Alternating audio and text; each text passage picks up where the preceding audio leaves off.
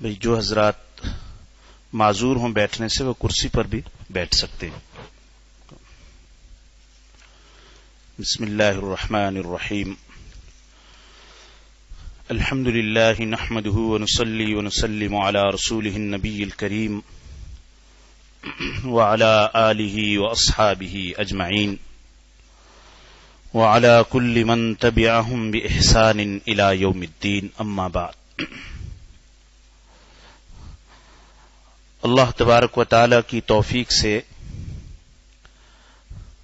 آج کا سبق دو حصوں پر مشتمل ہوگا. سب سے پہلے علوم القرآن کے حوالے سے ایک سبق آپ کے سامنے پیش کیا جائے گا. اس سبق میں قرآن کریم کی تفسیر کے حوالے سے چند اہم باتیں آپ حضرات کے سامنے لائی جائیں گی اور پھر وہ آپ کو فوٹو اسٹیٹ بھی پیش کر دی جائے گی. ان میں سب سے پہلے قرآن کریم کی تفسیر کی ضرورت اور اہمیت. نمبر 2، تفسیر اور تعویل کے درمیان کیا فرق ہے، تفسیر کا معنی کیا ہے اور تعویل کا معنی کیا ہے، اور ان کے درمیان فرق اور حضرات علماء اور مفسرین کی کیا آراء ہے. نمبر 3 عنوان ہے تفسیر بالماثور کسے کہتے ہیں، تفسیر بالمأثور، اور تفسیر بالرائے سے کیا مراد ہے. اور آخر میں تفسیر قرآن کریم اور مفسرین حضرات کے فرائض اور علوم کہ ایک مفسر کے لیے قرآن کریم کی تفسیر کرتے وقت کن کن علوم میں مہارت ضروری ہے. اور آخری حصہ ہوگا قرآن کریم کی تفسیر اور فہم قرآن کے اصول کیا ہے. یہ حصہ تو علوم القرآن سے تعلق رکھنے والا ہے. سب سے پہلے اس کے بارے میں گفتگو ہوگی. چونکہ یہ ایک طویل موضوع ہے، میں آپ حضرات کے سامنے سبق میں سے خاص باتیں عرض کروں گا، تفصیلی آپ حضرات کے سامنے فوٹو کاپی کی شکل میں آ جائے گا. دوسرا حصہ جو قرآن کریم کا ہم نے ترجمہ اور تفسیر شروع کی تھی، انشاءاللہ اس کو آگے بڑھائیں گے. تعوذ، تسمیہ اور سورہ فاتحہ سے قرآن کریم کے تفسیر کے اس دورے کو شروع کیا جائے گا. سب سے پہلے والے حصے کے درمیان 5-10 منٹ کے وقفے میں آپ حضرات کو کاپیاں بھی دے دی جائیں گی اور قرآن کریم کی جو بیاض ہے وہ اپنے دوستوں کو انشاءاللہ ہم پیش کریں گے. سب سے پہلے ضرورت، یہ قرآن کریم کی تفسیر کی ضرورت اور اہمیت کیا ہے. خود قرآن مجید سے یہ بات واضح ہے کہ قرآن مجید کی تشریح اور تفسیر رسول اکرم صلی اللہ علیہ وسلم نے خود فرمائی. سب سے پہلے شارح اور مفسر خود رسول اللہ صلی اللہ علیہ وسلم ہیں. چنانچہ اللہ تبارک و تعالی نے حضرت صلی اللہ علیہ وسلم کی بعثت کے جن مقاصد کو ذکر فرمایا ان کو یوں بیان فرمایا: لقد من اللہ علی المؤمنین اذ بعث فیہم رسولا من انفسہم یتلو علیہم آیاتہ ویزکیہم ویعلمہم الکتاب والحکمہ. اس آیت مبارکہ میں حضرت صلی اللہ علیہ وسلم کی نبوت کے جو 4 فرض ذکر فرمائے گئے ان میں سے ایک فریضہ تعلیم قرآن بھی ہے. اور تعلیم صرف الفاظ کی تعلیم دینے کا نام نہیں ہے، بلکہ تعلیم سے مراد قرآن مجید کی تشریح اور تفسیر بیان کرنا ہے. صرف الفاظ نہیں، وہ تو یتلو علیہم آیاتہ ہی میں آگے، تو وَيُعَلِّمُهُمُ الْكِتَابَ میں قرآن مجید کی تشریح اور اس کی تفسیر داخل ہے۔ پچھلے سبق میں ایک بات ذہن میں آ رہی عرض کروں، آپ حضرات نے غالباً پہلے ہی سبق میں یہ سنا تھا کہ قرآن مجید کی یہ جو آیت ہے وقال الرسول یا رب ان قوم اتخذوا هذا القرآن مہجورا، کہ قیامت کے دن رسول اللہ صلی اللہ علیہ وسلم یہ شکایت پیش کریں گے۔ قیامت کے دن یہ مقدمہ حضرت صلی اللہ علیہ وسلم کی طرف سے اللہ رب العالمین کی اس عظیم الشان بارگاہ میں پیش کیا جائے گا کہ میری اس امت نے قرآن مجید کو چھوڑ رکھا تھا۔ اس میں تفصیل سے آپ حضرات نے پڑھا، قرآن مجید کو چھوڑنے کے کئی درجات ہیں۔ سرے سے قرآن مجید پر ایمان ہی نہ لانا، یہ بھی قرآن مجید کو چھوڑ دینا۔ قرآن مجید پر ایمان لانے کے بعد اس کو نہ سیکھنا، یہ بھی اس چھوڑ دینے میں داخل ہے۔ قرآن مجید پر ایمان لانے کے بعد اس کے الفاظ سیکھ لیے لیکن اس کا معنی اور مطلب نہ جانا، اس کی تفسیر معلوم نہ کی، مراد ربانی کا علم حاصل نہ کیا، یہ بھی قرآن مجید کو چھوڑ دینے میں داخل ہے۔ ان پر بھی یہ وعید آتی۔ اور اس کے بعد اگر کسی نے تفسیر اور اس کا مطلب معلوم کر لیا، اس پر عمل نہ کیا، یہ بھی چھوڑ دینے میں داخل ہے۔ اور عمل کی بھی اللہ سبحانہ و تعالیٰ نے توفیق دی، لیکن وہ عمل ناقص ہوا، کامل عمل نہ کیا۔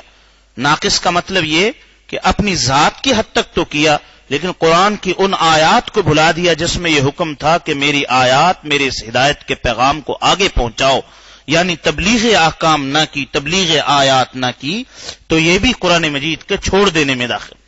اللہ تعالی ہماری حفاظت فرمائے۔ جو مقدمہ، جو ایف آئی آر رسول اللہ صلی اللہ علیہ وسلم کی طرف سے درج ہوگی، اس میں پھر کسی ملزم کے بچ جانے کا کوئی امکان نہیں۔ اللہ تعالیٰ اس سے پوری امت کی حفاظت فرما دے اور پوری امت کو بیدار فرما دے۔ دوسری بات یہ عرض کرنی ہے کہ حضرت صلی اللہ علیہ وسلم نے قرب قیامت کی علامات میں جو علامات بیان فرمائی، اس میں ایک یہ بھی ارشاد فرمایا لا يبقى من الاسلام الا اسمه، اسلام کا صرف نام باقی رہ جائے گا کہ بس یہ بندہ مسلمان ہے، اس کے علاوہ اس کی مسلمانی کی کوئی چیز، کوئی عمل، کوئی فعل اس میں نظر نہیں آئے گا۔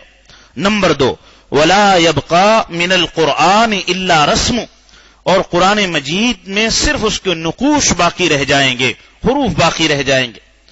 اس پر جو حضرات ماشاءاللہ مشکات یا اس سے اوپر کے درجے کے، نیچے والے بھی جو عربی جانتے ہیں، یہاں مشکات کی شرح علامہ طیبی رحمہ اللہ کی، یہ طیبی کو کھول کر دیکھیے کہ یہاں کیا انہوں نے تحریر فرمایا ہے۔ یہاں یہی ذکر فرمایا ولا يبقى من القرآن الا رسم، مراد یہ ہے کہ صرف کوشش کی جائے گی قرآن مجید کے الفاظ، اس کی تجوید، اس میں الحان لحن پیدا کرنے کی، لہجے کی حد تک۔ اس کے بعد آگے قرآن مجید میں اس میں اللہ سبحانہ و تعالیٰ کی اس سے مراد کیا ہے، اللہ تبارک و تعالیٰ کا پیغام کیا ہے، اس سے آنکھیں بند کر لی جائیں گی اور اس کی کوشش نہیں کی جائے۔ یہ گویا قرب قیامت کی علامات میں سے ہے کہ قرآن مجید کے الفاظ کی حد تک تو محنت کریں اور الفاظ سے بڑھ کر جو مقصود ہے کلام ربانی کا، اس کے بارے میں بے فکر ہو جائیں اور اللہ قرآن مجید کے احکام کو سیکھنے اور اس پر عمل کرنے کی کوئی کوشش نہ کی جائے۔ تو یہ بات ایک ضمناً آگے حضرت صلی اللہ علیہ وسلم نے خود قرآن مجید کی تفسیر فرمائی۔ سورہ نحل، جی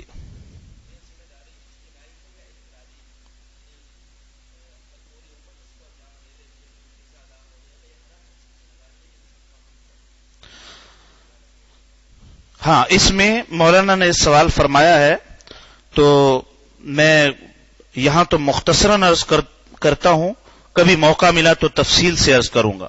یہ ذمہ داری ہر مسلمان کی ہے، لیکن ہر ایک کی ذمہ داری اتنی ہے جس قدر وہ آگے کر سکتا ہے، یعنی ہر ایک پر اس کی طاقت کے بقدر یہ ذمہ داری عائد کی گئی ہے۔ اس کو گویا رسول اللہ صلی اللہ علیہ وسلم نے یوں فرما دیا کلکم مسئول وکلکم مسئول عن رعیتی الا کلکم راع وکلکم مسئول عن رعیتی، جس پر اللہ تعالی نے اختیار دیا ہے اس کو آگے قرآن مجید کے احکام کی تبلیغ اور تشریح اس کی ذمہ داری ہے۔ سب سے پہلے اختیار انسان کا اپنے اوپر، پھر اس کے اہل و عیال، پھر اس کے ماتحت، آگے درجہ بدرجہ بڑھ جاتا۔ اچھا، اس میں بھی اب یہ چونکہ فقہی موضوع اور تفصیلی موضوع ہے، مولانا نے چھیڑا ہے تو مختصر عرض کر دوں، اس میں آگے گویا امر بالمعروف اور نہی عن المنکر کی جتنی تفصیلات کو فقہا نے ذکر فرمائی ہیں وہ اسی سوال کا جواب۔ کہیں کوئی بات پہنچانا فرض ہو جاتا ہے، کہیں مستحب ہوتا ہے، کہیں وہ جائز اور مباح ہوتا ہے، کہیں ممنوع بھی ہو جاتا ہے۔ تو اس کے مختلف درجات ہیں جو قرآن پاک اور آیات کی روشنی میں، آیات اور احادیث کی روشنی میں فقہا نے مرتب کر۔ لیکن اتنی بات تو سمجھ میں آ گئی، اتنی بات تو اگر ہم سب اس میں اپنے گریبان میں جھانکیں تو کہیں ہمیں بہت بڑی کمی محسوس ہوگی کہ ہم نے قرآن کریم کے ساتھ جس جیسا تعلق ہونا چاہیے تھا ویسا نہیں کیا۔ قرآن مجید کے ساتھ بے رخی، اور یہی اس امت کے زوال کا سبب ہے، اور زوال کو ہم اپنی آنکھوں سے دیکھ بھی رہے ہیں۔ زوال کا علاج اور بلندی حاصل کرنے کا نسخہ بھی ہمارے پاس موجود ہے، لیکن پھر بھی اس کی طرف نہیں آ رہے، تو اس سے بڑی خسارے والی کیا بات ہو سکتی۔ سورہ نحل میں، اب میں موضوع کی طرف آ رہا ہوں، سورہ نحل میں اللہ سبحانہ وتعالی نے فرمایا وَأَنزَلْنَا إِلَيْكَ الذِّكْرَ لِتُبَيِّنَ لِلنَّاسِ مَا نُزِّلَ إِلَيْهِمْ وَلَعَلَّهُمْ يَتَفَكَّرُونَ، ہم نے آپ کی طرف ذکر بھیجا ہے تاکہ لوگوں کے لیے کھول کر بیان کر دے، لِتُبَيِّنَ لِلنَّاسِ۔ تو دیکھیے اس میں تبین کلام کی رسول اللہ صلی اللہ علیہ وسلم کے لیے حکم فرمایا گیا کہ آپ تبین فرمائیں۔ تفسیر اور تشریح کا دوسرا نام تبین ہے، تو حضرت صلی اللہ علیہ وسلم کی ذمہ داری ہے کہ قرآن کریم کو آپ کھول کر بیان فرمائیں۔ رسول اللہ صلی اللہ علیہ وسلم نے قرآن مجید کی تفسیر اپنے قول، اپنے فعل سے آپ نے فرمائی۔ چنانچہ آپ صلی اللہ علیہ وسلم کی ساری زندگی یہ قرآن مجید کی تفسیر ہے۔ جیسے میں نے پہلے عرض کیا کہ قرآن مجید یہ قرآن ساکت ہے یا ناطق ہے؟ جی بتائیے جی۔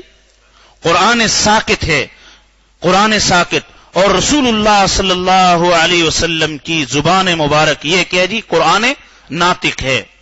اور قرآن ساکت اور قرآن ناطق کے بعد اب خود ہر مسلمان کی ذمہ داری یہ ہے کہ قاری نظر آتا ہے، حقیقت میں ہے قرآن، قاری نظر آتا ہے کہ مسلمان بھی ہر بندے کو ویسے تو نظر آئے کہ قرآن مجید کی تلاوت کر رہا ہے، لیکن در حقیقت اس کی روح، اس کے گوشت پوش خون میں ہر جگہ قرآن مجید نظر آنا چاہیے۔ اس کی افکار، اس کی سوچ، اس کا اوڑھنا بچھونا کیا ہونا چاہیے؟ قرآن مجید ہونا چاہیے۔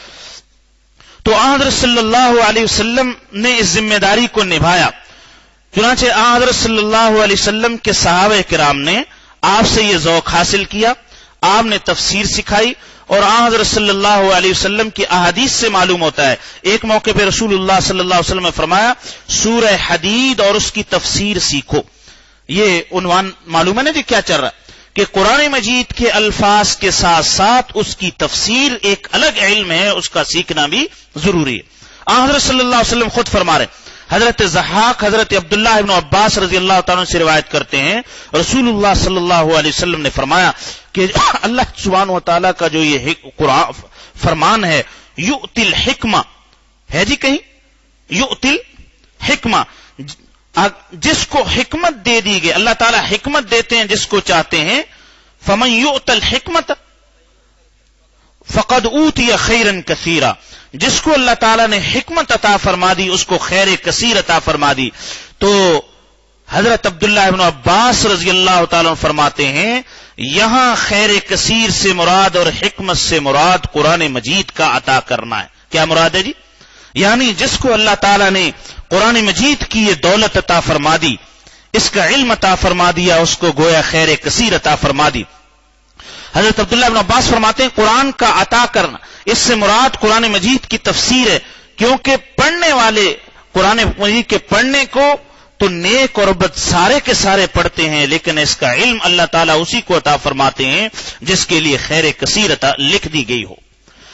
حضرت صلی اللہ علیہ وسلم نے حضرت عبداللہ ابن عباس کے حق میں یہ دعا بھی فرمائی، اللہم فقہہ فی الدین وعلمہ التاویل، اے اللہ انہیں ابن عباس کو دین کی باریک سمجھ نصیب فرما دے اور ان کو تاویل کا علم عطا فرما۔ ابھی میں نے عرض کیا تھا نا، تاویل اور تفسیر، ان دونوں کا تعلق قرآن مجید سے آگے آ رہا ہے۔ حضرت علی رضی اللہ تعالیٰ نے اسی چیز کو اپنے اس قول میں یوں بیان فرمایا، الا فہمن من یؤتی الحکمہ، اس آیت کے تحت الا فہمن یؤتاہ الرجل فی القرآن، اس تفقہ فی الدین سے مراد، اس حکمت سے مراد وہ فہم ہے جو اللہ تعالیٰ کسی کو قرآن مجید کے بارے میں عطا فرماتے ہیں۔ اس سے مراد کیا جی؟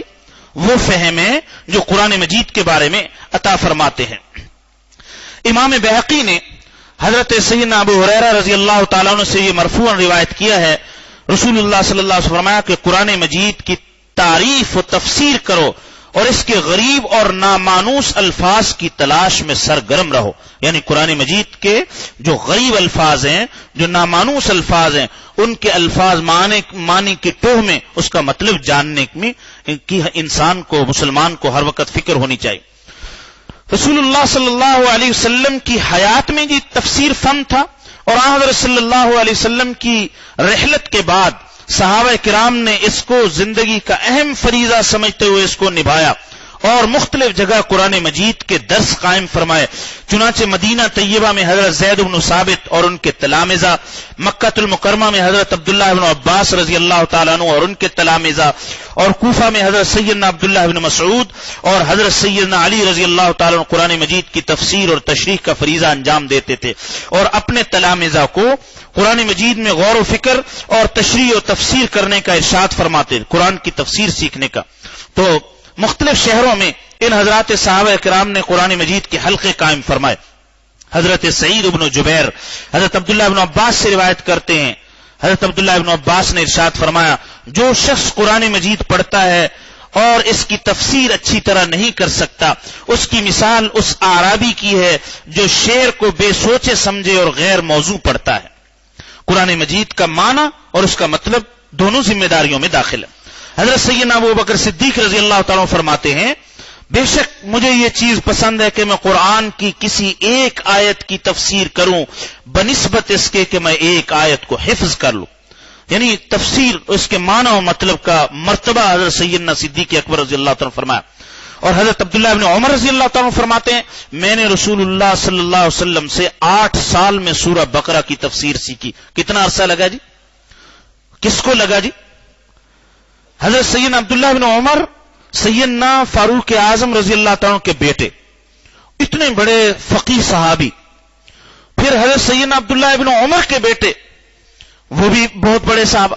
تو یہ پوری کی پوری ماشاءاللہ اللہ تعالیٰ نے والدین کو، والد کو، پھر ان کے بیٹے کو، پھر ان کے بیٹے کو۔ حضرت عبداللہ بن عمر کے بیٹے کا نام کیا جی؟ جی سالم، فقہائے سبا میں سے تھے۔ کس میں سے جی؟ مدینہ طیبہ کے جو 7 فقہا مشہور تھے ان میں سے ایک تھے۔ تو اللہ تعالیٰ نے اتنا اونچا ان کو رتبہ اور مقام عطا فرما۔ تو پورے 8 سال میں سورہ بقرہ رسول اللہ صلی اللہ علیہ وسلم سے اس کی تفسیر سیکھی۔ اس کے بعد تفسیر قرآن کا جو یہ فریضہ ہے، صحابہ کرام کے بعد تابعین، تبع تابعین اور علماء امت نے آج تک الحمدللہ نبھایا ہے، اور اس کو عام کرنے کی اور زیادہ ضرورت۔ چوتھی چیز، قرآن مجید کی تفسیر کرنا عقل انسانی، عقل کا فتویٰ اور فیصلہ بھی یہ ہے کہ اس کی تفسیر ہونی چاہیے، اس لیے کہ قرآن مجید میں اصول اور کلیات ہیں، اس میں بڑے بڑے اصول اور کلیات بیان فرمائیں۔ ان کلیات اور اصول کو اللہ سبحانہ و تعالیٰ نے اختصار کے ساتھ بیان فرمایا۔ ان کلیات اور اصول کو سمجھانے کے لیے تشریح اور توضیح کی حد بہت زیادہ ضرورت ہے۔ اسی ضرورت کے پیش نظر رسول اللہ صلی اللہ علیہ وسلم نے کلیات کی تشریح فرمائی۔ اگر آپ صلی اللہ علیہ وسلم تشریح نہ فرماتے تو عوام کے لیے قرآن مجید ایک مغلق کتاب بن جاتی۔ اس لیے عقل اس بات کا تقاضا کرتی ہے کہ قرآن مجید لوگوں کو سمجھانے کے لیے اس کے مشکل مقامات کی تفسیر کی جائے۔ آپ حضرات نے صحیح بخاری میں دیکھا ہوگا باب ہے کتاب التفسیر۔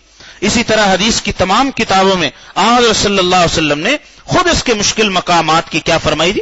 تشریح فرمائی۔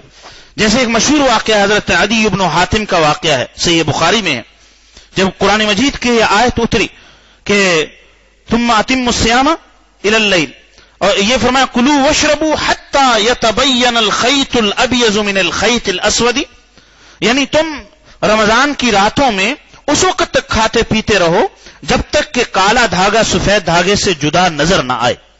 تو حضرت سیدنا عدی بن حاتم نے ان الفاظ کو اپنے ظاہر پر لیا اور 2 دھاگے اپنے تکیے کے نیچے رکھ لیے. چنانچہ ان کو دیکھتے رہے اور وہ کھانا پینا چلتا رہا. جب وہ اچھی طرح روشنی ہو گئی، ظاہر ہے کہ کالا دھاگا سفید دھاگے سے تو اچھی روشنی میں نظر آئے گا، اس وقت تک ان کا کھانا یہ چلتا رہا. یعنی سحری بہت دیر تک انہوں نے کی. صبح حضرت صلی اللہ علیہ وسلم کی جب خدمت میں حاضر ہوئے، یہ واقعہ سامنے آیا تو آپ نے فرمایا ان وسادتک العریض، اے عدی تمہارا تکیہ تو بہت وسیع ہو گیا. ارے اللہ کے بندے، اس کالے دھاگے اور سفید دھاگے سے یہ دھاگے تھوڑی مراد ہیں.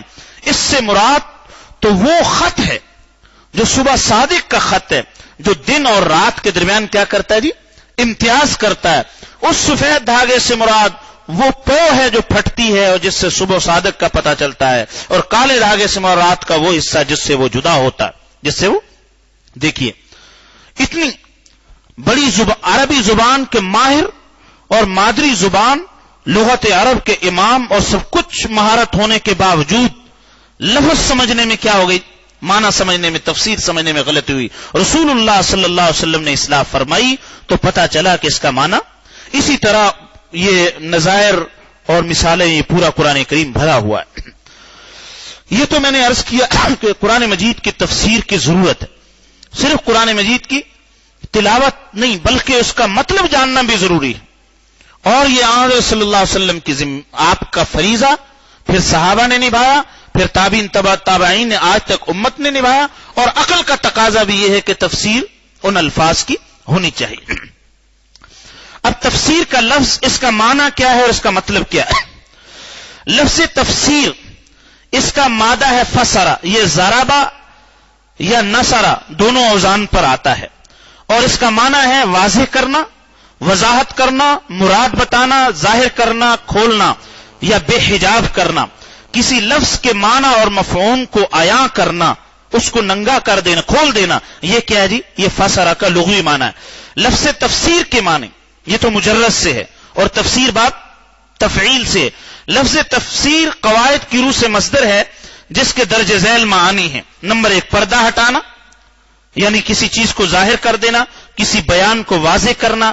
نمبر 2 سواری کا پالان اٹھا کر سواری کی پیٹھ کو ننگا کر دینا، یعنی جو سواری کے اوپر پالان ہوتا تھا گھوڑے یا اونٹ کے اوپر، اس سے پیٹھ نظر نہیں آتی، اس کو ہٹا دیا، اس کی پیٹھ صاف نظر آنا شروع ہو جاتی ہے.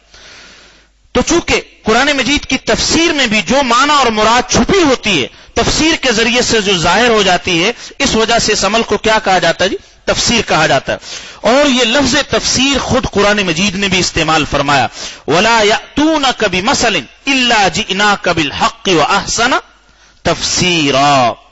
فرمایا کہ مشرکین آپ کے پاس کوئی مثال نہیں لاتے مگر ہم آپ کے پاس سچا اور سیدھا جواب لاتے ہیں جو بیان کے لحاظ سے بہتر اور مفصل ہے. وَأَحْسَنَ تفسیرا. یہاں تفسیر سے مراد جو قرآن مجید کا لفظ ہے تفصیل اور وضاحت ہے. تفسیر کا اصطلاحی مفہوم کیا ہے جی؟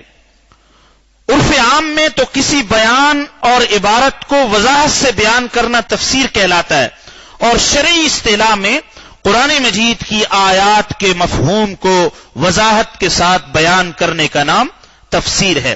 علم تفسیر علوم شرعیہ میں باقاعدہ شعبہ ہے، اس لیے علم التفسیر کی بہت ساری تعریفیں کی گئی ہیں. چنانچہ امام ابو حیان نے ان کی علم تفسیر کی یہ تعریف کی ہے کہ علم تفسیر ایسا علم ہے جس میں قرآنی الفاظ کے تلفظ، ان کے مفہوم و مدلول، ان کی افرادی و ترکیبی اور ان کے معنی سے بحث کی جاتی ہے، جن کی حالت یعنی قرآن مجید کے ان الفاظ اور ترکیب سے جو معنی وجود میں آتا ہے علم تفسیر میں اس سے بحث کی جاتی ہے. امام زرکشی فرماتے ہیں کہ تفسیر ایک ایسا علم ہے جس کے ذریعے سے رسول اللہ صلی اللہ علیہ وسلم پر نازل شدہ کتاب کے معانی سمجھے جاتے ہیں، اور اس کتاب کے احکام و مسائل اور اسرار و حکم سے بحث کی جاتی ہے.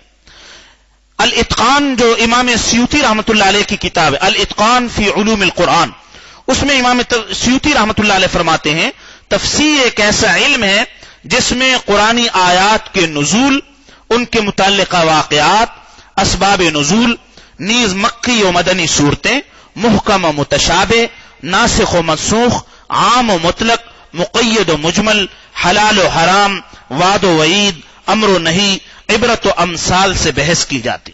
تو امام سیوطی نے اور کھول کر تفسیر کے اس معنی کو، شرعی معنی کو واضح کر دیا. تعویل کا معنی، ایک تفسیر کا لفظ استعمال ہوتا ہے اور دوسرا، اس کو ہم انشاءاللہ تفصیل سے الگ عنوان سے بیان کریں. آج صرف اس کا لغوی اور اصطلاحی معنی بتلانا مقصد ہے. تعویل کے کئی معنی آتے ہیں جی. تعویل یہ آلا یا اولو باب نصر ینصرو اس کا مادہ ہے. مادہ اس کا کیا جی؟ آلا یا اولو. اس کا معنی ہے لوٹنا، رجوع کرنا، کسی چیز کی طرف لوٹنا یا رجوع کرنا. اور لفظ تعویل عربی زبان میں مختلف معنی میں استعمال ہوتا ہے. نمبر 1 خواب کی تعبیر بیان کرنا، اس کے لیے بھی تعویل استعمال ہوتا ہے. کسی چیز کی شرح یا وضاحت کرنے کو بھی تعویل کہتے ہیں. ظاہری مطلب سے کسی بات کو پھیر دینا، اس کو بھی کیا کہتے ہیں؟ ایک مطلب ظاہر میں نظر آ رہا ہے، ایک چھپا ہوا ہے، ظاہر والے سے پھیر کر چھپے ہوئے کی طرف موڑ دینے کا نام کیا جی؟ یہ تعویل ہے. اسی طرح تعویل کا معنی بچاؤ کی کوئی دلیل پیش کرنا، عذر یا حیلہ شرعی یا انحراف کو بھی کیا کہتے ہیں؟ تعویل کہتے ہیں. علماء نے تعویل کے بارے میں یہ بیان فرمایا ہے کہ جو شخص تعویل کرتا ہے وہ کلام کے متعدد معانی میں سے اس کو کسی ایک جانب لوٹاتا ہے. کسی ایک جانب، ایک لفظ کے کئی معنی ہوتے ہیں اور وہ ظاہری طور پر نظر آتے ہیں، لیکن کسی ایک معنی کی طرف پھیر دینے کو کیا کہا جاتا ہے؟ ایک معنی مراد لینے کو تعویل کہا جاتا ہے. لفظ تعویل قرآن مجید میں کئی جگہ استعمال ہوا ہے. سورہ نساء، سورہ اعراف، سورہ آل عمران، سورہ یوسف، سورہ یونس، سورہ کہف میں یہ لفظ مختلف معانی میں استعمال ہوا. سورہ یوسف میں تو تعویل خواب کے مفہوم کو بیان کرنے کے لیے استعمال ہوا.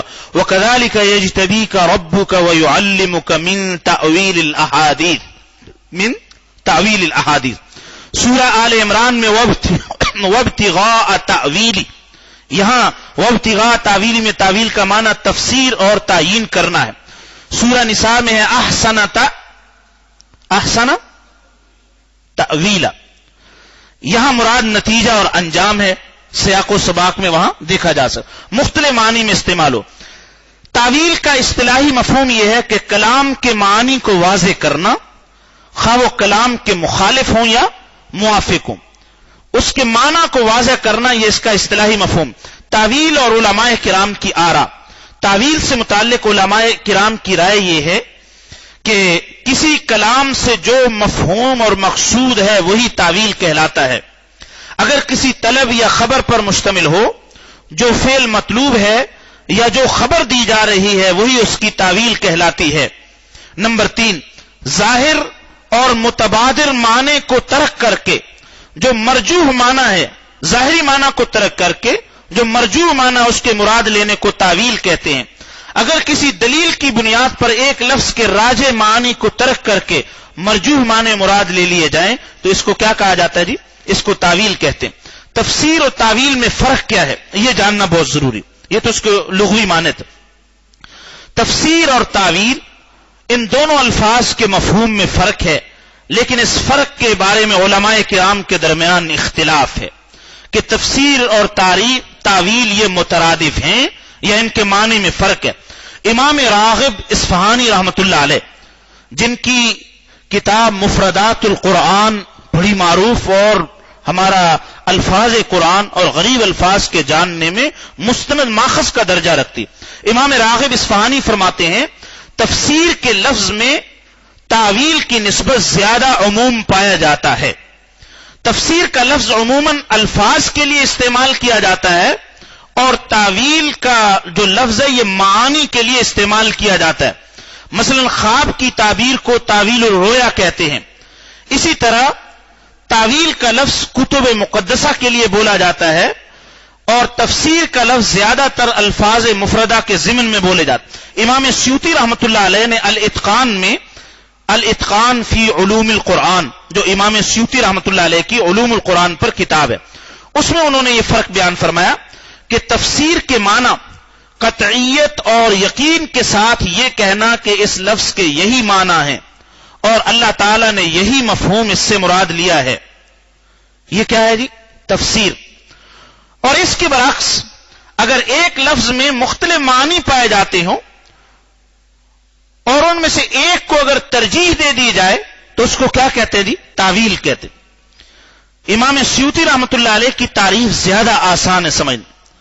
اگر کسی لفظ کا ایک ہی معنی متعین ہو اور قطعی اور یقینی ہو، کسی اور چیز کا احتمال نہ ہو، اس معنی کے بیان کرنے کو کیا کہتے ہیں؟ تفسیر۔ اور اگر ایک لفظ میں کئی معنی کا احتمال ہو، اس میں سے کسی ایک کو ترجیح دے دینے کا نام تعویل ہے، اس کو ایک کو ترجیح دینے کا نام تعویل ہے۔ چونکہ اس میں ترجیح بھی ہے لہذا اب اس میں قطع اور قطعیت اور یقین کا ہونا ضروری نہیں ہے۔ اسی طرح بعض مفسرین نے یہ ارشاد فرمایا کہ یہ جو تفسیر اور تعویل کا فرق ہے، یہ بحث یہ حضرات مفسرین جو قرآن مجید کی تفسیر لکھتے ہیں اور پھر اس میں جب وہ لغت عرب کی طرف رجوع کرتے ہیں تو پھر ان میں ان سارے باریک فرق کا لحاظ کرنا کیا ہوتا ہے جی؟ ضروری ہوتا ہے۔ دوسری چیز جو عنوان میں نے عرض کیا تھا کہ تفسیر بالمعثور اور تفسیر بالرائے۔ تفسیر بالمعثور عربی زبان میں اثر کا لفظ استعمال ہوتا ہے۔ اثر کی جمع ہے آثار، اور آثار سے مراد یہ ہے کہ رسول اللہ صلی اللہ علیہ وسلم اور صحابہ کرام کے اقوال و افعال۔ آثار سے مراد کیا جی؟ جس تفسیر میں رسول اللہ صلی اللہ علیہ وسلم کی احادیث، آپ کے اقوال، آپ کے افعال، یا صحابہ کرام کے اقوال یا صحابہ کرام کے افعال ان آیات کی تشریح میں ذکر کیے جائیں، اس تفسیر کو تفسیر بالمعثور کہا جاتا۔ اس کو کیا کہتے ہیں جی؟ اور ہم تفسیر بالمعثور کی پابند، اس کو ہم دوسرے لفظوں میں کہہ سکتے ہیں ہم منقول کے پابند۔ کس کے پابند ہیں؟ منقول کے پابند۔ تو جو تفسیر حضرت صلی اللہ علیہ وسلم نے کی، یہ سبق اگلا سبق آئے گا انشاءاللہ جس میں یہ عرض کیا جائے گا تفصیل سے کہ قرآن مجید کی تفسیر کے اصول کیا ہیں۔ قرآن مجید کی میں ابھی صرف 4 باتیں مختصراً کرتا ہوں۔ قرآن مجید کی تفسیر کا اصول سب سے پہلا یہ ہے کہ قرآن مجید کی تفسیر خود قرآن مجید کرتا ہے۔ کیا کرتا ہے جی؟ ان القرآن یفسر بعضہ بعضا، یفسر بعضہ۔ سب سے پہلے تفسیر کا اصول یہ ہے کہ قرآن مجید کی آیات کی تفسیر خود قرآن مجید کی دوسری آیات کرتی ہیں۔ اس کی مثالیں اور تشریح آئندہ سبق میں۔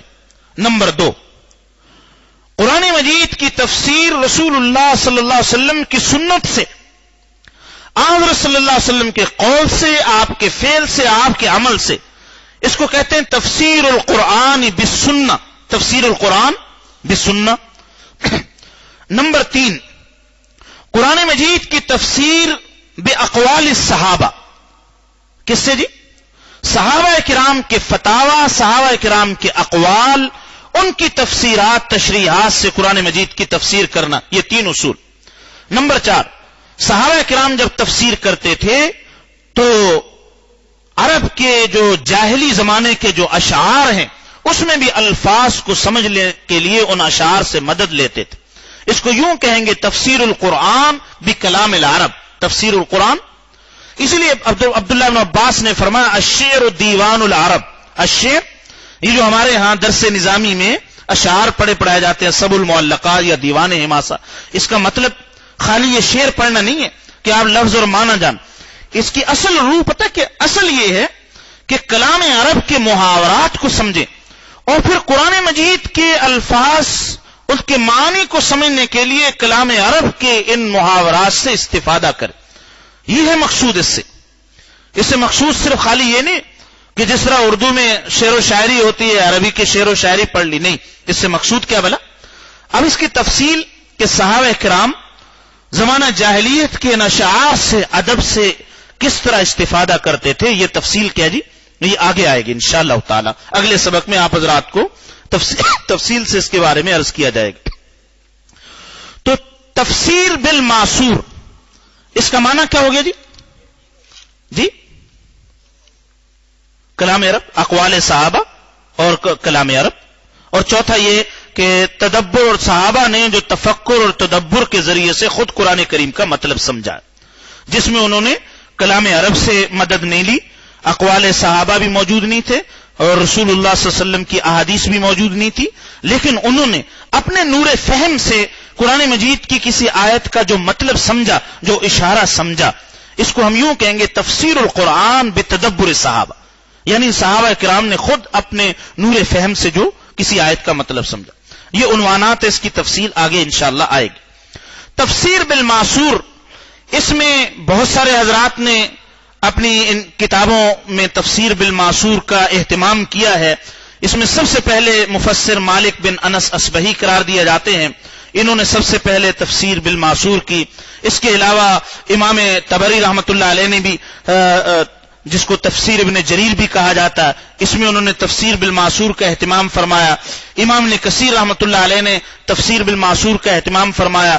علامہ سیوطی رحمۃ اللہ علیہ کی مشہور کتاب الدر المنصور فی التفسیر المعصور، اس کے اندر بھی کیا کیا جی تفسیر معصور کا اہتمام فرمایا گیا. منقول روایات کو اس کے اندر جمع فرمایا گیا، لیکن ان تفاسیر کا تعارف، ان کا مزاج اور ان کا ذوق اور اس کے کیا خصائص اور خوبیاں ہیں، وہ کسی مستقل کتب کے تعارف میں، تفاسیر کے تعارف میں انشاءاللہ عرض کیا جائے گا.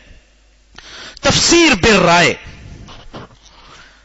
تفسیر بالرائے یہ آج کا بڑا اہم موضوع ہے. تفسیر بالرائے بہت بڑا فتنہ، زیغ اور زلال ہے.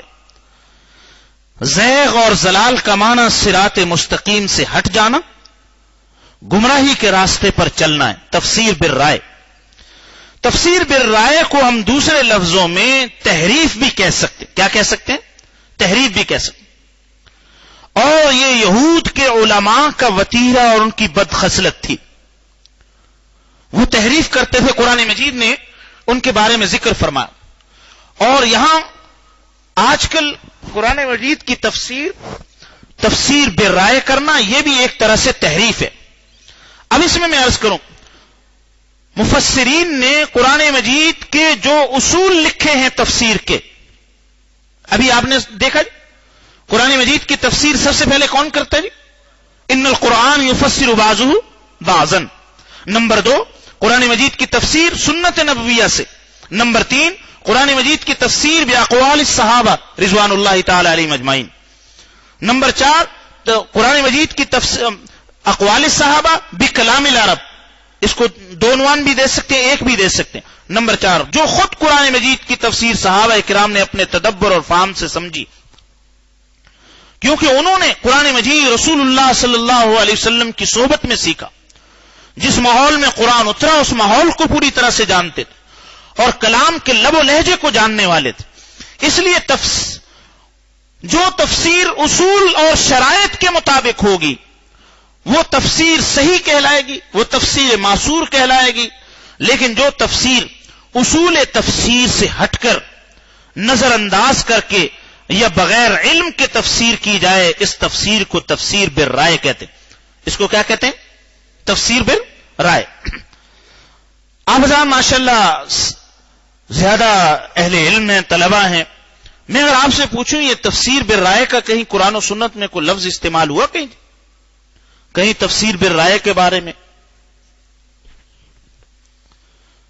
بھئی ذرا ہمارے جو پیچھے ساتھی ہیں، کسی کے ذہن میں کوئی آ جائے بات، بھئی تفسیر بالرائے، یا ہم نے اپنی طرف سے یہاں علماء نے ان لوگوں کو قرآن مجید کے بارے میں اصلاح کے لیے، یا ان کو قرآن سے جیسے یہ کہتے جی اجارہ داری قائم کرنے کے لیے انہوں نے کوئی لفظ اپنی طرف سے ایجاد کر لیا تاکہ اور لوگ قرآن نہ پڑھیں.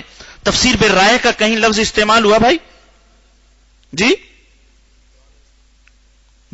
پہلے مولانا سے پوچھ لیں کیونکہ قرآن میں فرما رہے ہیں. جی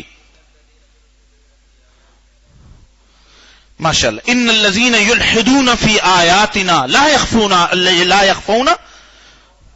یخفون علینا یہ جو قرآن مجید کی آیات میں الحاد کا راستہ اختیار کرتے یہ ہم پر چھپے ہوئے نہیں ہیں.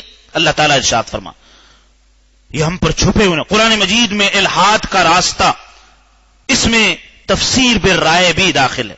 نمبر 2 آپ مولانا فرما رہے تھے جی من قال فی القرآن برائیہ، من قال فی القرآن برائیہ، اپنی رائے سے جس نے قرآن کا مطلب بیان کیا. تو بہرحال یہ تفسیر بالرائے کا لفظ خود احادیث میں یہ استعمال کیا گیا ہے. چنانچہ رسول اللہ صلی اللہ علیہ وسلم نے ارشاد فرمایا، ترمذی، ابو داؤد اور نسائی کی روایت ہے، من تکلم فی القرآن بغیر علم فلیتبوأ مقعدہ من النار. جو شخص علم کے بغیر قرآن مجید کے بارے میں کچھ کہتا ہے بغیر علم کے، اس علم سے مراد کیا جی؟ بغیر اصول صحیحہ کی پیروی کے.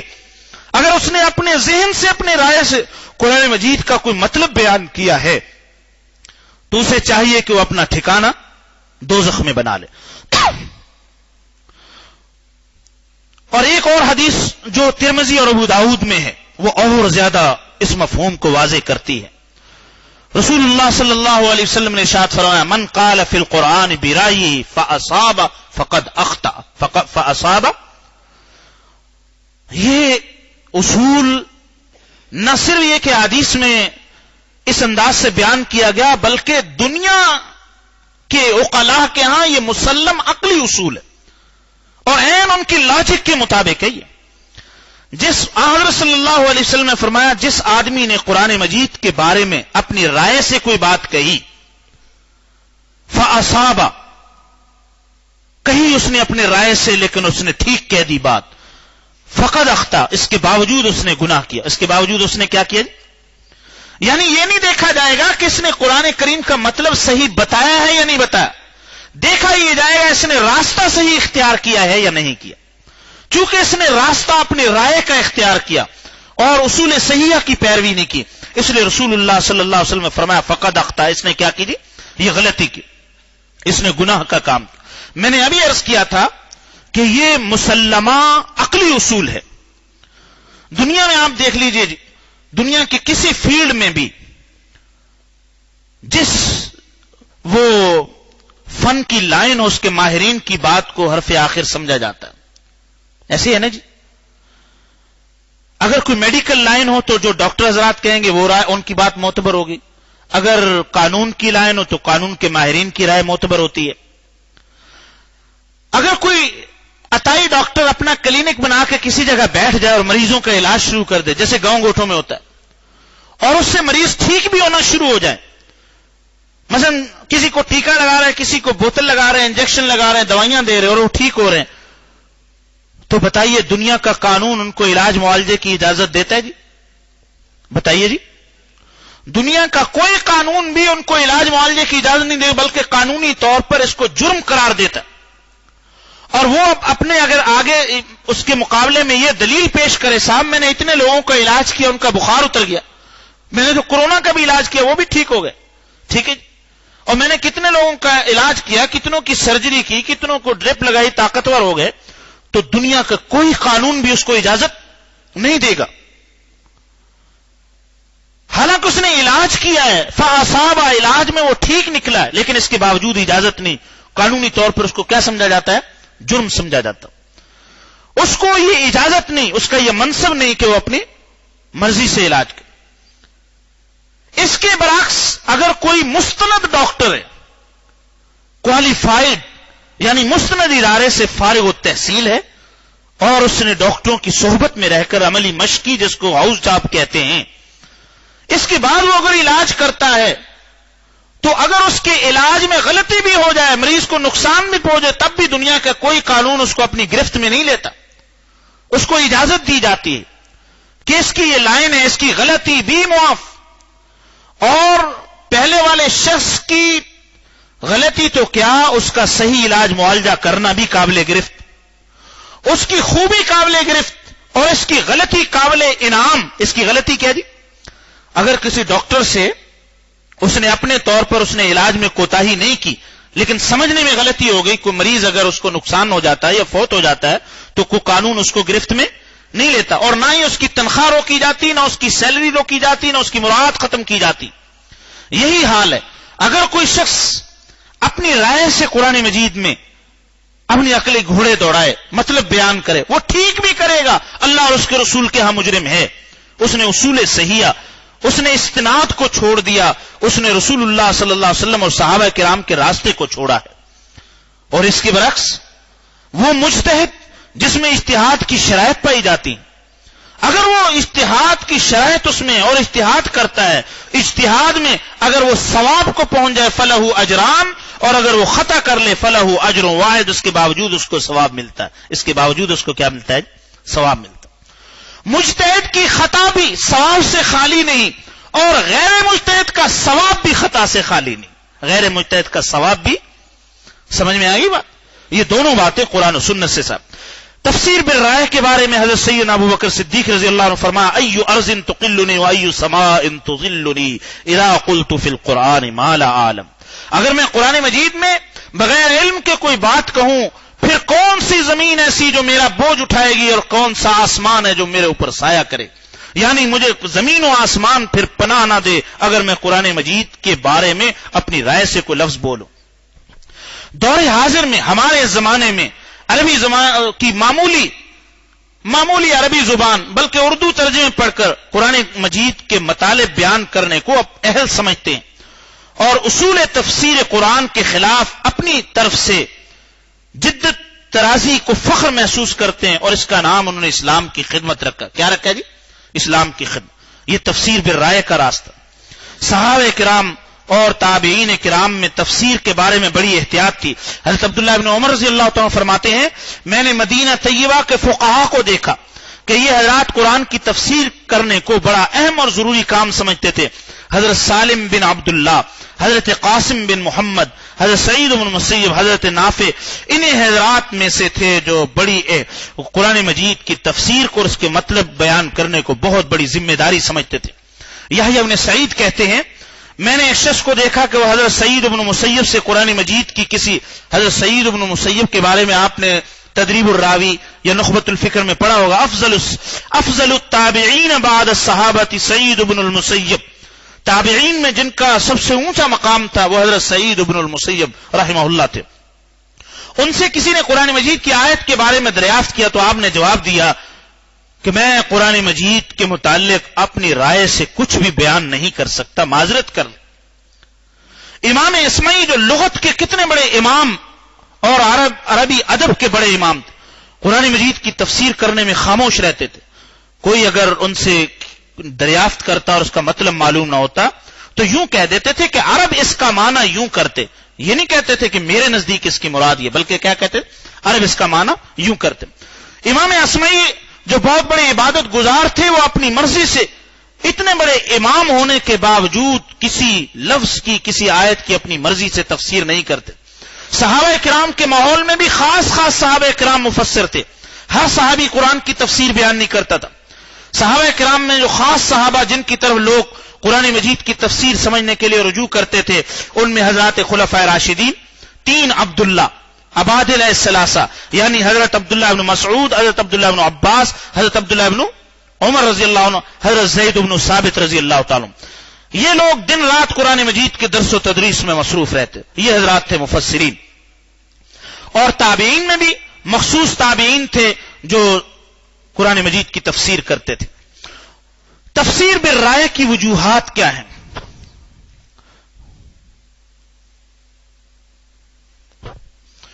ایک سوال مولانا نے کیا ہے، کسی مسند تفسیر کو دیکھ کر ایک عام آدمی مطلب صحیح بیان کرے، کیا یہ بغیر علم کے تفسیر بالرائے میں داخل ہے؟ یہ نہیں، یہ تفسیر بالرائے میں داخل نہیں. مثلا معارف القرآن سے، بیان القرآن سے جو مطلب بیان کر رہا ہے وہ اتنے اپنی رائے سے نہیں سمجھا، بلکہ اس نے مفسر کی رائے کو نقل کیا. لیکن اس کے لیے شرط یہ ہے کہ رائے کو نقل کرنے کی پوری اہلیت اس کے اندر موجود، پوری صلاحیت اس کے اندر. ہاں، کیونکہ علم جس طرح حاصل کرنے کے لیے عقل کی ضرورت ہے، نقل علم کے لیے 10 من عقل کی ضرورت ہے. کتنی ضرورت ہے؟ 10 من عقل کی ضرورت. اس لیے اگر تفسیر سے قرآن مجید کی آیت کا مطلب آگے نقل کر رہا ہے یہ گھر میں آسان ترجمہ قرآن ہے، بیان القرآن ہے، تو وہ اپنی رائے سے نہیں کر رہا. اپنی رائے کا مطلب یہ ہے کہ لوگوں نے جیسے آج کل جدت پسندوں نے یہ فیشن بنایا کہ قرآن مجید کی آیت کے بارے میں ہر بندہ اپنی رائے سے بیان کر رہا ہے، میرے نزدیک اس کا مطلب یہ ہے، میرے نزدیک اس کی مراد یہ ہے. یہ اس طرح یہ فیشن بنا لینا یہ تفسیر بالرائے کہلاتا ہے. مفسرین کی تفسیر کو نقل کرنا یہ تفسیر بالرائے نہیں کہلاتا. تفسیر بالرائے کی مختلف وجوہ. وہ علوم جن کا جاننا تفسیر کے لیے ضروری ہے وہ نیا مفسر نہ جانتا ہو، جیسے آج کل کے اخبار نویسوں اور لیڈروں کی تفسیریں ہیں، یہ تفسیر بالرائے کا نمونہ ہے. نمبر 2، متشابہات جن کے معنی اور مراد اللہ تعالی ہی کو معلوم ہیں ان کی قطعی انداز میں تفسیر کرنا اور معنی مرادی متعین کرنا کہ اللہ کی ذات، جیسے اللہ تعالی کی ذات کو نور قرار دے دینا اور آیت اللہ نور السماوات سے استدلال کرنا، حالانکہ یہ آیات متشابہات میں سے. امام کبیر رحمۃ اللہ علیہ، امام رازی رحمۃ اللہ علیہ تفسیر کبیر میں فرماتے ہیں یہ آیت کس میں سے ہے؟ متشابہات میں سے. تو متشابہات آیات کے پیچھے پڑھ کے اس کے کسی معنی کو متعین کر دینا یہ کیا کہلاتا ہے؟ تفسیر بالرائے. اپنی رائے سے. نمبر 3، اپنی رائے سے قائم رکھی ہوئی، پہلے سے جو رائے اس نے قائم کی گئی اس رائے کے مطابق پہلے اس نے کوئی فیصلہ کر لیا، پہلے کوئی سوچ متعین کر لی، پھر اس نظریے کی ٹو کے لیے قرآن آیات میں ڈھونڈ رہا ہے کہ کہیں سے مجھے تائید مل جائے. اس کو بھی کیا کہا جاتا ہے؟ یہ بھی تفسیر بالرائے کی وجہ ہے. ایک ہوتا ہے قرآن مجید کو خالی ذہن ہو کے پڑھنا کہ قرآن مجید میری اصلاح کر دے، اور ایک یہ ہے کہ خود نہیں بدلتے قرآن بدل دیتے. خود نہیں بدلتے. ہاں، جو اپنی رائے پہلے سے قائم ہے اس رائے کو ڈھونڈنے کے لیے قرآن مجید میں غور و فکر کرنا تفسیر بالرائے اور تحریم میں انشاءاللہ آگے کسی موضوع میں آئے گا جب اہل زیغ اور اہل ضلال کی کہیں بحث ہوگی. سب سے پہلے تفسیر بالرائے کرنے والے خوارج تھے. سب سے پہلے کون تھے جی؟ خوارج. ان الحکم الا للہ کی تفسیر سب سے پہلے کنہوں نے کی؟ صحابہ سے ہٹ کر، رسول اللہ صلی اللہ علیہ وسلم کی احادیث سے ہٹ کر انہوں نے قرآن کا ایک مطلب بیان کیا اور وہ گمراہی کے راستے پر چل پڑے. تو سب سے پہلی گمراہی جس امت میں پیدا ہوئی خوارج کی صورت میں یا بعد میں روافض کی صورت میں جو بھی پیدا ہوئی، یہ ساری چیزیں کیا؟ تفسیر بالرائے کی وجہ سے. کس کی وجہ سے؟ اپنی رائے سے پہلے سے کوئی مطلب گھڑ لیا کوئی ذہن میں، پھر آیات ڈھونڈتے. چنانچہ قادیانیوں کا یہی وتیرہ ہے. حضرت عیسیٰ علیہ السلام کی وفات کی بحث، یہ جو بحثیں کرتے ہیں یا ختم نبوت کے بارے، پہلے انہوں نے مفہوم ذہن میں، بلکہ پھر قرآن مجید کی آیات سے کیا کرتے ہیں جی؟ اس کے الفاظ سے استدلال کرتے ہیں. آئینہ قادیانیت میں ان کی یہ ساری کی ساری چیزیں جو ان کی تلبیسات اور ان کے جو دجل و فریب اس میں واضح کر دیے گئے ہیں. کسی آیت میں مختلف پہلوؤں کی گنجائش ہو، اس میں سے کسی ایک کو یقینی پیرائے میں لانا اور ایسی مراد بتلانا کہ اس کے خلاف اب کوئی نہ ہو سکے جبکہ اس میں مختلف احتمال ہیں، یہ بھی تفسیر بالرائے کہلاتا ہے. اپنی خواہش اور ضرورت کے لیے کسی آیت سے تائید لینا یہ بھی تفسیر بالرائے کہلاتا ہے. الاتقان سے، علامہ سیوطی رحمۃ اللہ علیہ کی الاتقان فی القرآن سے تفسیر بالرائے کی چند وجوہات میں نے آپ کے سامنے ملخصاً خلاصے کے طور پر بیان کر دی. کسی مفسر کے لیے امام سیوطی رحمۃ اللہ علیہ فرماتے ہیں 15 علوم میں ماہر ہونا ضروری ہے تفسیر کے لیے. کتنے علوم میں؟ تفصیل کا موقع نہیں، اجمالاً اور اشارتاً بات کہوں گا. نمبر 1 لغت عربیہ. نمبر 1 کلام عرب، لغت عرب کا ماہر ہونا ضروری. نمبر 2 علم النحو. نمبر 3 علم الصرف. نمبر 4 علم الاشتقاق. نمبر 5 علم المعانی. نمبر 6 علم البیان. نمبر 7 علم البدیع. نمبر 8 علم القرآن کہ الفاظ کلام اللہ کی کیفیت نطق اس کے ذریعے سے معلوم ہوتی ہے. نمبر 9 علم اصول الدین. نمبر 10 اصول فقہ. نمبر 11 علم اسباب النزول. نمبر 12 علم الناسخ والمنسوخ. نمبر 13 علم الفقہ. نمبر 14 علم الحدیث. نمبر 15 علم الموہبت. علم الموہبت سے مراد وہ صحیح ذوق اور باطنی نور جو کلام الہی کے رموز اور اسرار سمجھنے میں مدد دیتا. وہ کیا جی؟ علم الموہبت. اللہ سبحانہ و تعالیٰ کی طرف سے عطا ہونے والا علم اور وہ نور جس کے ذریعے سے اس کو قرآنی اسرار اور رموز سمجھنے میں مدد ملتی ہے. تو یہ قرآن مجید کے بارے میں 15 علوم ہیں جن کا جاننا کیا جی ضروری ہے.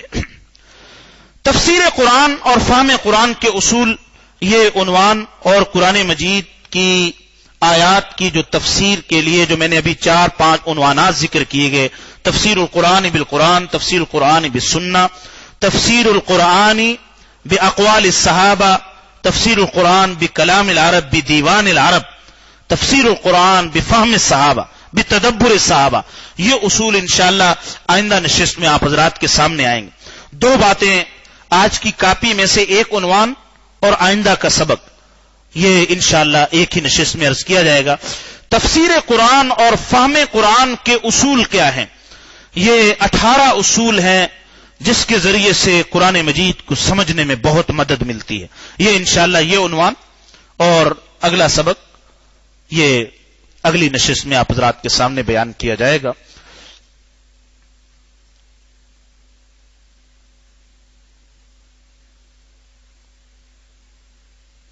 سوالیہ پرچے میں کسی آیات کا ترجمہ کرنے کا کہا جائے تو کیا کرنا چاہیے؟ ترجمہ کرنا چاہیے.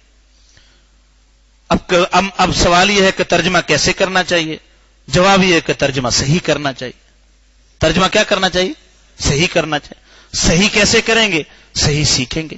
ہم تو طالب علم ہیں نا، ہم ایسے نہیں کر سکتے کیونکہ ہمیں معلوم نہیں. اگر سارے پرچے میں لکھ دیا لا ادری لا ادری لا ادری تو پھر کیا کہا جائے گا جی؟ ھذا فراق بینی و بینک، ھذا فراق. یہ طالب علموں کے لیے نہیں ہے بھائی. دیکھیں میں آپ کو عرض کروں 2 باتیں. مریض اپنی مرضی سے دوا تبدیل نہیں کر سکتا، نہ مریض ڈاکٹر سے پوچھ سکتا ہے کہ آپ نے یہ دوا کیوں لکھی اور کیسے لکھی. لیکن اگر وہی اسٹوڈنٹ جو ڈاکٹر کے ساتھ ساتھ پریکٹس کر رہا ہے وہ بار بار اگر ڈاکٹر پر اعتراض کرے آپ نے یہ دوا کیوں لکھی، اتنی کیوں لکھی، اس کو بدلے، میرے نزدیک یہ زیادہ بہتر ہے، تو ڈاکٹر اس سے خوش ہوتا ہے. ڈاکٹر سے کیا ہوتا ہے؟ وہ خوش ہوگا، ماشاءاللہ قابل اس کو سمجھنا ہے اور اس کو پڑھنے کا کیا جی شوق ہے. تو دونوں کا الگ الگ. عام بندہ اپنے جس کو نہیں آتا مطلب اپنی مرضی سے بیان نہیں کرے گا. نمبر 2، پرچے میں اگر نہیں آتا تو غلط لکھنے کی اجازت نہیں ہے، لیکن اس سے چھٹکارا نہیں ہوگا. اس سے چھٹکارا اس کا میں نے راستہ یہ بتایا کہ صحیح سیکھیں، صحیح پڑھیں تاکہ صحیح انداز میں آگے لکھ سکیں. ٹھیک ہے نا؟ اور اگر نہ آتا ہو پھر اپنی مرضی سے قرآن کا کوئی اندازے سے نہیں کرنا. اس کا نتیجہ پتہ کیا ہوگا؟ پرچے میں بھی فیل ہوں گے اور اللہ تعالیٰ کے یہاں بھی کیا ہو جائیں گے. اور اگر وہاں نہیں لکھا تو کم از کم یہ ہوگا کہ پرچے میں تو فیل ہو جائیں گے لیکن اللہ سبحانہ و تعالیٰ کے ہاں نجات مل جائے، وہاں فیل نہیں ہوں گے. ٹھیک ہے جی؟ امید ہے واضح ہو گیا ہوگا اس سوال کا جواب. چلیے آئیے جی مولانا غلام رسول صاحب، آپ حضرات کو ابھی قرآن مجید جو بیاض والے ہیں تفسیر شروع کرنے سے پہلے پیش کرتے ہیں، اس کے بعد ہم آگے تفسیر شروع کرتے ہیں. جی آئیے ساتھی لے آئیں جی جلدی سے.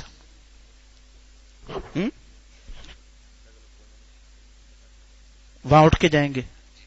اچھا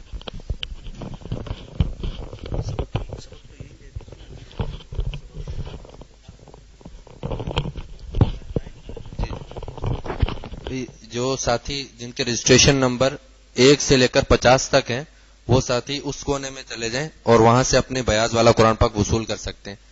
رجسٹریشن نمبر 1 سے 50. اور جن ساتھیوں کا رجسٹریشن نمبر 51 سے لے کر 100 تک ہے وہ ساتھی اس ستون کے پاس وہاں ہمارے مولانا طیب اللہ سے وصول کر لیں. اور جو 101 سے لے کر 150 تک کے طلبہ ہیں وہ اس برابر والے ستون میں، یہ جو مسجد کے بائیں جانب ہے وہاں چلے جائیں. اور 151 سے 200 تک کے یہاں پر اس کونے میں آ کے اپنے بیاض والے قرآن پاک وصول کر لیں. اور 201 سے 250 تک والے طلبہ مسجد کے دائیں جانب کے اس کونے میں وہاں پر اپنے بیاض والے قرآن پاک وصول کر سکتے ہیں. جن طلبہ کا رجسٹریشن نمبر 250 سے 300 یا اس کے بعد کا ہے ان کے لیے ابھی انتظام نہیں ہے. انشاءاللہ اگلے جمعے کو ان حضرات کے لیے بھی بیاض والے قرآن پاک کی تقسیم کا انتظام کیا جائے گا.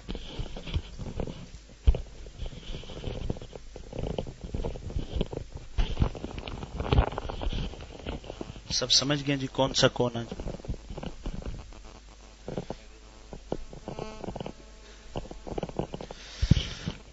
بھئی جس ساتھی کو مل جائے وہ قرآن کریم لے کر اپنی جگہ پہ تشریف لے آئیں.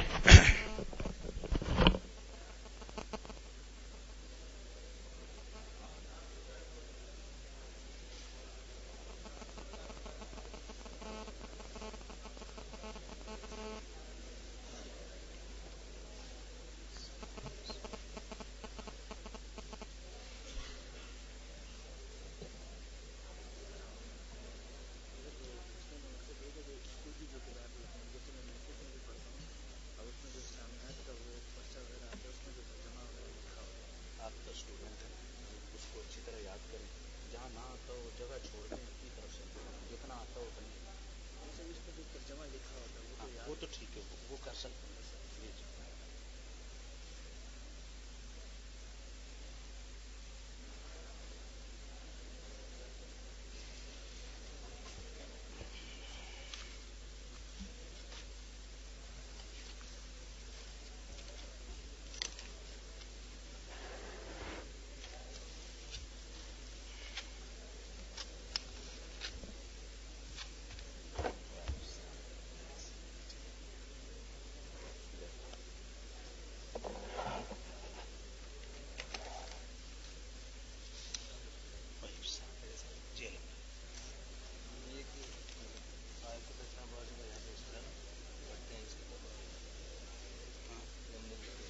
ٹھیک ہے صحیح ٹھیک ہے.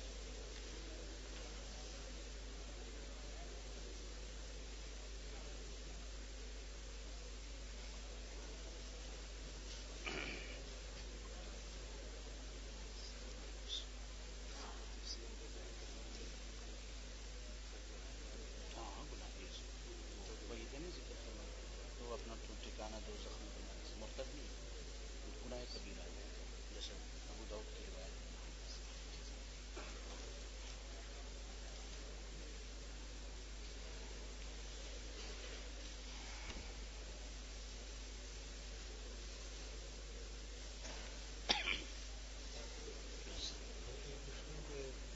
انسان ترجمہ قرآن سے پڑھ رہا ہوں تو میں اس میں جیسے ایک آیت پڑھی تو عربی کے جو فوائد جو پڑھے ہیں ساتھ سے تو اس کے پڑھ کے ذہن بنا لیتے ہیں پھر آیت کا ترجمہ دیکھتا ہوں پھر اپنے ذہن کے حساب سے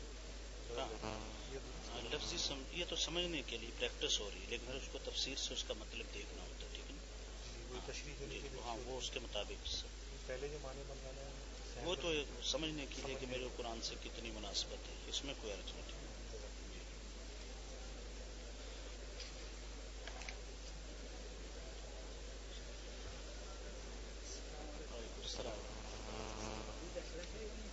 ہاں ہو سکتا ہے بعد میں سبق کے بعد کروائی سبق کے بعد مولانا غلام رسول صاحب سے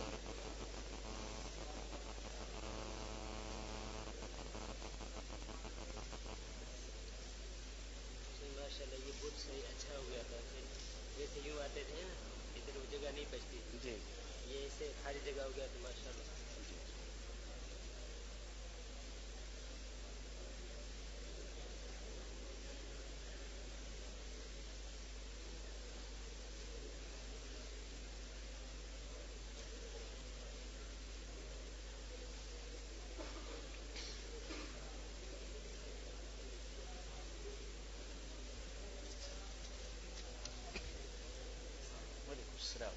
پرچی رہ گئی کرتے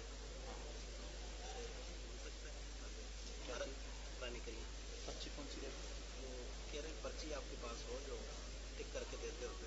پچھلی آپ نے دی ہوئی نہیں پچھلی بھی نہیں نہیں پھر وہ ذرا ترتیب ایک بنی ہے جن کی وہ آپ کی تو ماشاء اللہ حاضری ہے. جی میں الگ سے آپ کو دے دوں گا لیکن یہ عمومی نہیں ہم دیں گے جن کی حاضری آ رہی پھر ان کو ہم اپنا یہ مسجد میں ڈاکٹر صاحب متولی ہاں کا انتقال ہو گیا تھا رات میں. اچھا اچھا جمعے کے بعد جنازہ ہوگا. اچھا یہ پوچھنا یہ ہے کہ سنتیں پڑھ کے جنازہ پڑھائیں گے دونوں طرح درست سنتیں پڑھ کے بھی اور پہلے بھی لیکن بہتر یہ ہے کہ پھر بعد میں لوگ سنتیں پڑھتے نہیں ہیں سنتیں پڑھ لیں ٹائم تو لگ جائیں اس کے بعد ٹھیک ہے نا.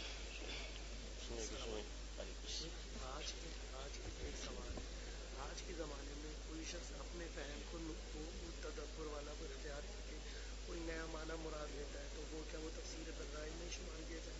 اگر وہ قرآن مجید کی کسی آیت کے مفہوم سے احادیث صحیحہ سے شریعت سے ٹکرا رہا ہو تو تفسیر کی رائے ہے، اگر وہ کسی سے نہیں یعنی ٹکراتا ہم دیکھتے ہیں کہ آج کل کے زمانے میں بعض لوگ نظم ثابت کرنے کے لیے بعض معنی کو چھوڑ کے وہ دوسرا معنی مراد لیتے ہیں اور پیچھے آگے پیچھے کی تفسیر، جیسے ہمارے یہاں یعنی آپ نے دیکھا ہوگا پیچھے تفسیروں میں جیسے حمید الدین فرائی صاحب کی تفسیر، تو یا وہ جو پوری چین ہے وہ جو نظم ثابت کرنے کے لیے جو وہ یعنی وہ اصل میں یہ اہل ذہن سے یا یوں سمجھا، میں ان کی بات نہیں کر رہا ہوں، حمید الدین فرائی یوں اپنے ذہن میں سوچ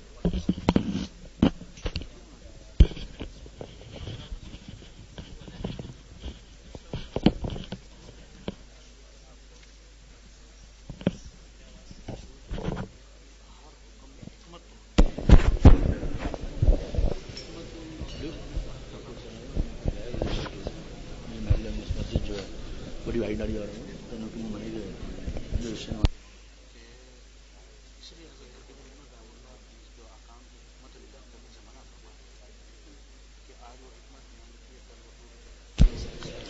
بھائی ساتھی متوجہ ہوں، یہاں بیاض والا قرآن پاک صرف ان ساتھیوں کو دیا جا رہا ہے جو ہمارے ساتھ پچھلے 2-3 ہفتوں سے باقاعدہ سے شریک ہیں اور ان کے عملی مشق کے پرچے بھی ہمیں مل رہے ہیں۔ اگر کسی وجہ سے کچھ ساتھیوں نے اپنے عملی مشق کا پرچہ پچھلے 2 ہفتے جمع نہیں کروایا یا وہ مدرسے میں بھول گئے ہیں تو ان کو ابھی اس وقت بیاض والا قرآن پاک نہیں دیا جائے گا، اور سبق کے بعد وہ ملنے ان کے لیے کوئی دوسری ترتیب بنا لی جائے گی۔ کچھ ساتھی ایسے ہیں جنہوں نے رجسٹریشن پچھلے جمعے کو کروائی ہے، جیسا کہ میں نے عرض کیا کہ ان کی رجسٹریشن نمبر 250 سے اوپر ہے، ان کو بھی بیاض والا قرآن پاک آج نہیں ملے گا، وہ سبق کے بعد رجوع کر لیں، انشاءاللہ اگلے جمعے ان کے لیے ترتیب بنائی جائے گی۔ اس وقت صرف ان حضرات کو بیاض والا قرآن پاک دیا جائے گا جنہوں نے پچھلے ہفتے اور اس سے پچھلے ہفتے ہمارے ساتھ سبق میں شرکت کی ہے، اور جن حضرات کو اور مسائل ہیں رجسٹریشن وغیرہ کے سلسلے میں ان کے لیے سبق کے بعد ترتیب بنائی جائے گی۔ جزاکم اللہ۔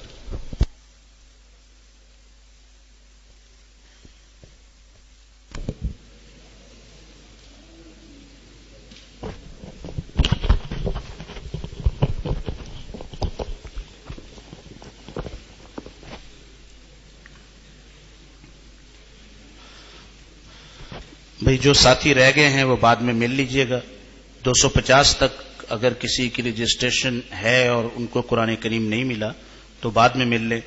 بعض ساتھی رجسٹریشن کروانا چاہتے ہیں، جو نئی رجسٹریشن ہے وہ کروا سکتے ہیں، لیکن پچھلے سارے اسباق کا تدارک ان کو کرنا ہوگا، اس کی کاپی لیں، اس کی تیاری کریں۔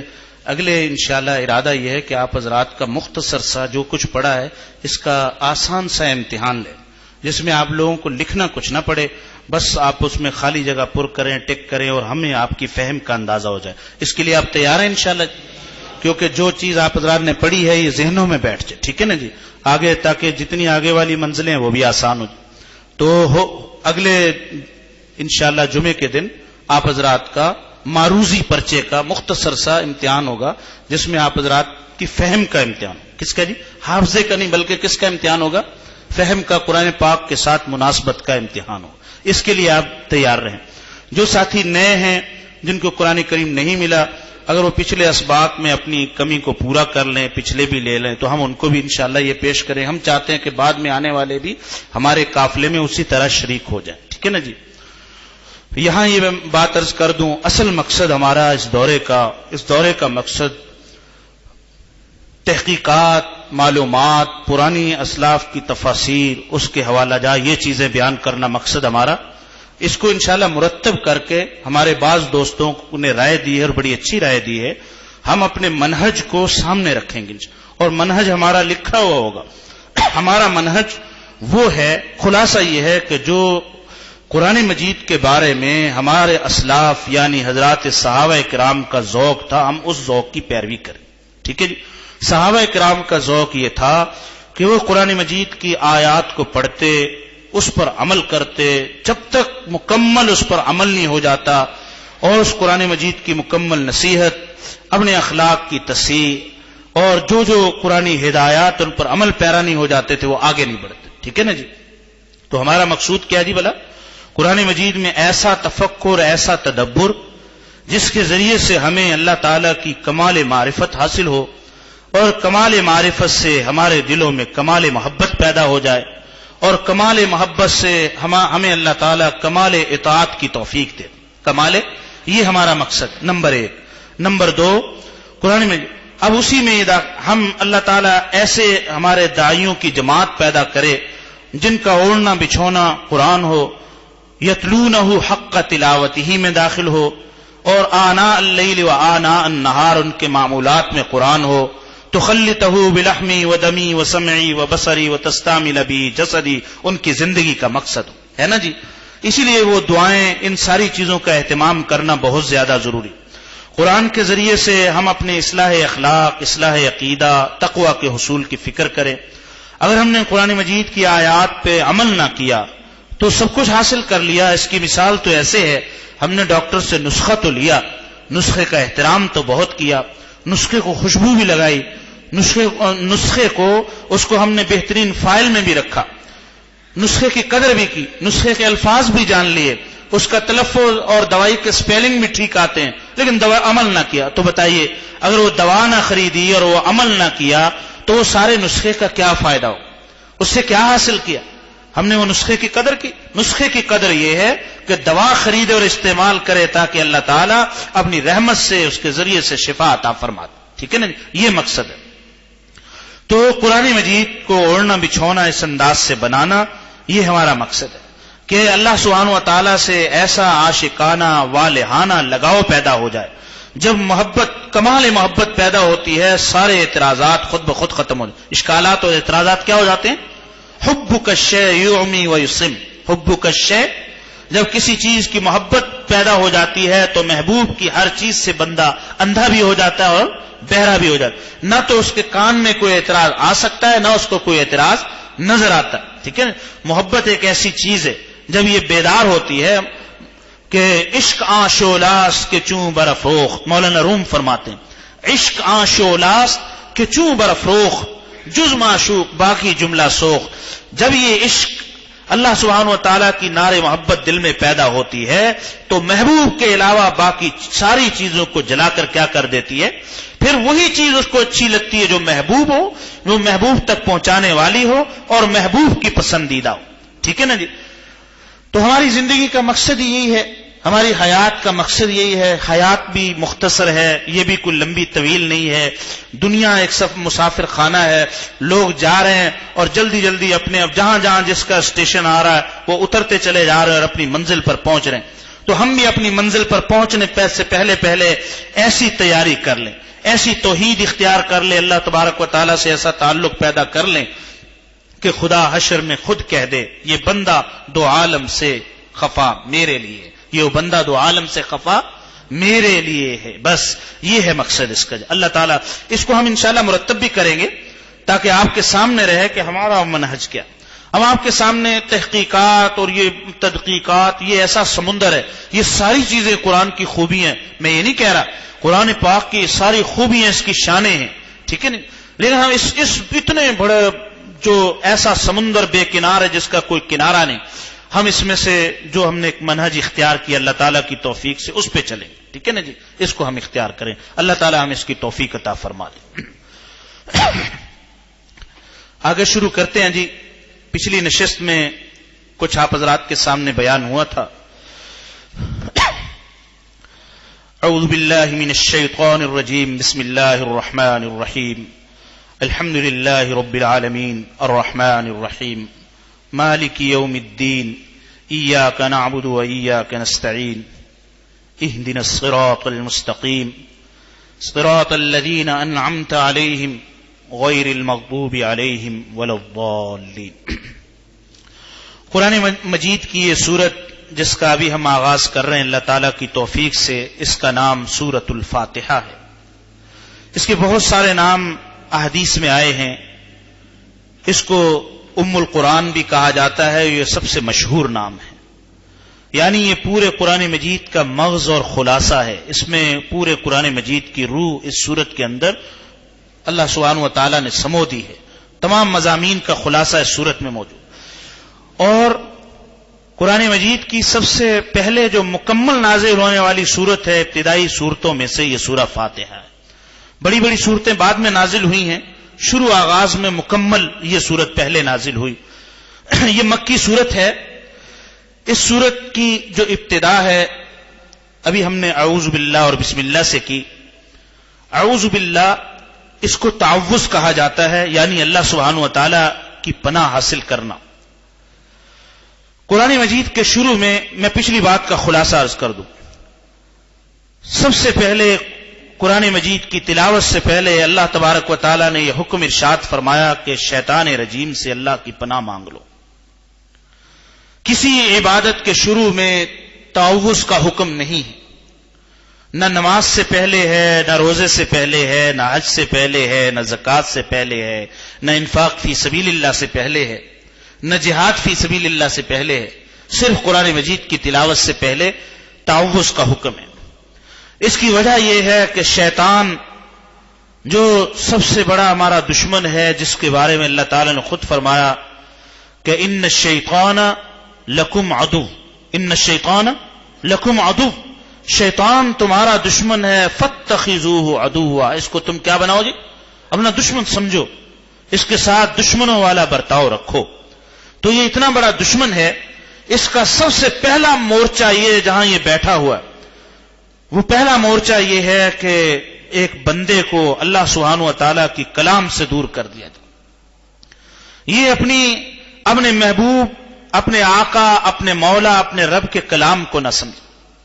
میں ایک بات یہاں عرض کر دوں، یہ واحد اللہ تعالیٰ نے مسلمانوں کو یہ شان عطا فرمائی، یہ خصوصیت عطا فرمائی کہ ہمارے پاس یہ قرآن مجید اللہ تبارک و تعالیٰ کے اپنے الفاظ ہیں جو ہمارے پاس کتابی شکل میں موجود ہیں. یہ کلام الہی ہے اللہ سبحانہ و تعالیٰ کے اپنے الفاظ میں، جس میں ایک نقطے اور ایک لفظ کی بھی مخلوق کے کسی لفظ کی اس میں آمیزش نہیں. خالصتاً کلام ربانی، ایسا کلام ہے جس میں کوئی شک و شبہ کی گنجائش نہیں، کوئی ادنا سا بھی اشکال اس کے بارے میں نہیں کیا جا سکتا، کوئی موجود نہیں، اس پر کوئی عیب نہیں لگایا جا سکتا، کوئی شک نہیں اس میں. یہ دنیا کے ہر خطے کے لیے، ہر انسان کے لیے، ہر زمانے کے لیے، قیامت تک کے لیے یہ کتاب ہے قرآن مجید. اتنی بڑی شان والی کتاب. اس سے پہلے والی امتوں کو بھی اللہ تعالیٰ نے کتابیں عطا فرمائی. ان کتابوں کا کسی وقت علوم القرآن میں تعارف انشاءاللہ پیش کروں گا. سب سے پہلی کتاب جو دریافت ہوئی ہے اس وقت وہ حضرت سیدنا ادریس علیہ السلام کی کتاب ہے. وہ اس دنیا میں موجود اس وقت دریافت ہوئی ہے. تخمینی طور پہ کہا جا سکتا ہے، یقینی نہیں. حضرت نوح علیہ السلام پر بھی اللہ تعالیٰ نے کتاب اتاری. قرآن مجید نے صحف کا، ان چیزوں کا ذکر فرمایا. جیسے میں نے پچھلی نشست میں عرض کیا تھا، تقریب 315، پچھلی دفعہ شاید میں نے 316 کہہ دیا تھا، وہ غلط تھا. 315 اللہ تعالیٰ نے رسول بھیجے جن پر کتابیں اور صحیفے نازل فرمائے، نئی کتابیں عطا فرمائی. مشہور حضرت سیدنا موسیٰ علیہ السلام پر تورات اتاری، حضرت سیدنا عیسیٰ علیہ السلام پر انجیل اتاری، حضرت سیدنا داؤد علیہ السلام کو زبور دی. یہ ساری کتابیں ان لوگوں پر، جن امتوں پر اتاری گئیں، انہوں نے ان کو محفوظ نہ رکھا. ان کی حفاظت کی ذمہ داری ان پر ڈالی گئی تھی. انہوں نے تحریف کی، ان کتابوں کو بدل ڈالا. جس طرح وہ امت یعنی نصارہ، یہودی اور دوسرے انبیاء علیہ السلام کو ماننے والے، ان پر کتابیں اتاری گئیں، انہوں نے ان کتابوں کی قدر نہ کی. اس اہم نقطے کو آپ ذرا پورے تدبر اور حاضری کے ساتھ سنیے. جس طرح ان کی بدبختی یہ ہے کہ ان کو اللہ تعالیٰ نے اپنی کتابیں دی لیکن وہ سنبھال نہ سکے، انہوں نے ان کی حفاظت نہ کی، تحریف کی، جرم کا ارتکاب کیا. اس سے بڑی بدبختی ان لوگوں کی ہوگی جن کو اللہ تعالیٰ نے ایسی کتاب دے دی جس کی حفاظت کا ذمہ خود لے لیا اور وہ قیامت تک کے لیے محفوظ بھی ہے اور مکمل الفاظ ربانی کے ساتھ، ایک ایک لفظ کے ساتھ ہمارے پاس موجود بھی ہے. اس کے باوجود اگر وہ اس کتاب کی قدر نہ کریں اور اس سے فائدہ نہ اٹھائیں، اس سے بڑے محروم کوئی اور نہیں ہو سکتا. تو بڑی محرومی، سب سے بڑی محرومی تو ان کی ہے جو ان پر ایمان نہ لائیں. اور اس میں ہماری ذمہ داری ہے اس وقت دنیا ایک بہت بڑی پیاس میں ہے اور ان کو معلوم نہیں کہ ہمیں کس چیز کی پیاس لگی، لیکن جب قرآن مجید ان تک پہنچتا ہے تو ان کو احساس ہوتا ہے یہ وہی چیز ہے جس کی ہم تلاش میں تھے. بے اختیار ان کا دل قرآن کی طرف کھینچتا ہے اور لوگ اسلام کے حلقے میں داخل ہوتے. اس میں ایسی عجیب و غریب تاثیر ہے قرآن مجید کی. اگر انسان صحیح معنی میں تدبر کے ساتھ آداب کو بجا لاتے ہوئے اس کتاب کی تلاوت کرے اور اس قرآن مجید کے تفکر اور تدبر کے ساتھ اس میں غور و فکر کرے تو اس کا دل بے اختیار کرتا ہے یا تو وہ پھوٹ پھوٹ کے روئے اور اس کی زندگی میں ایسا احساس پیدا ہوتا ہے اس قرآن کی برکت سے. یہ اس کے خاص اس کی تاثیر ہے. تو اللہ تعالیٰ نے جب ہمیں ایسی محفوظ کتاب عطا فرمائی تو اس کی قدردانی ہماری ذمہ داری ہے. تو شیطان کا سب سے پہلا مورچہ کیا ہے جی؟ وہ اس کتاب سے کسی طرح دور رکھے. اس لیے اللہ سبحانہ و تعالیٰ نے قرآن مجید کی تلاوت سے پہلے یہ حکم فرما دیا کہ تلاوت کرنے سے پہلے شیطان سے اللہ سبحانہ و تعالیٰ کی پناہ میں آ جاؤ، حفاظت میں آ جاؤ.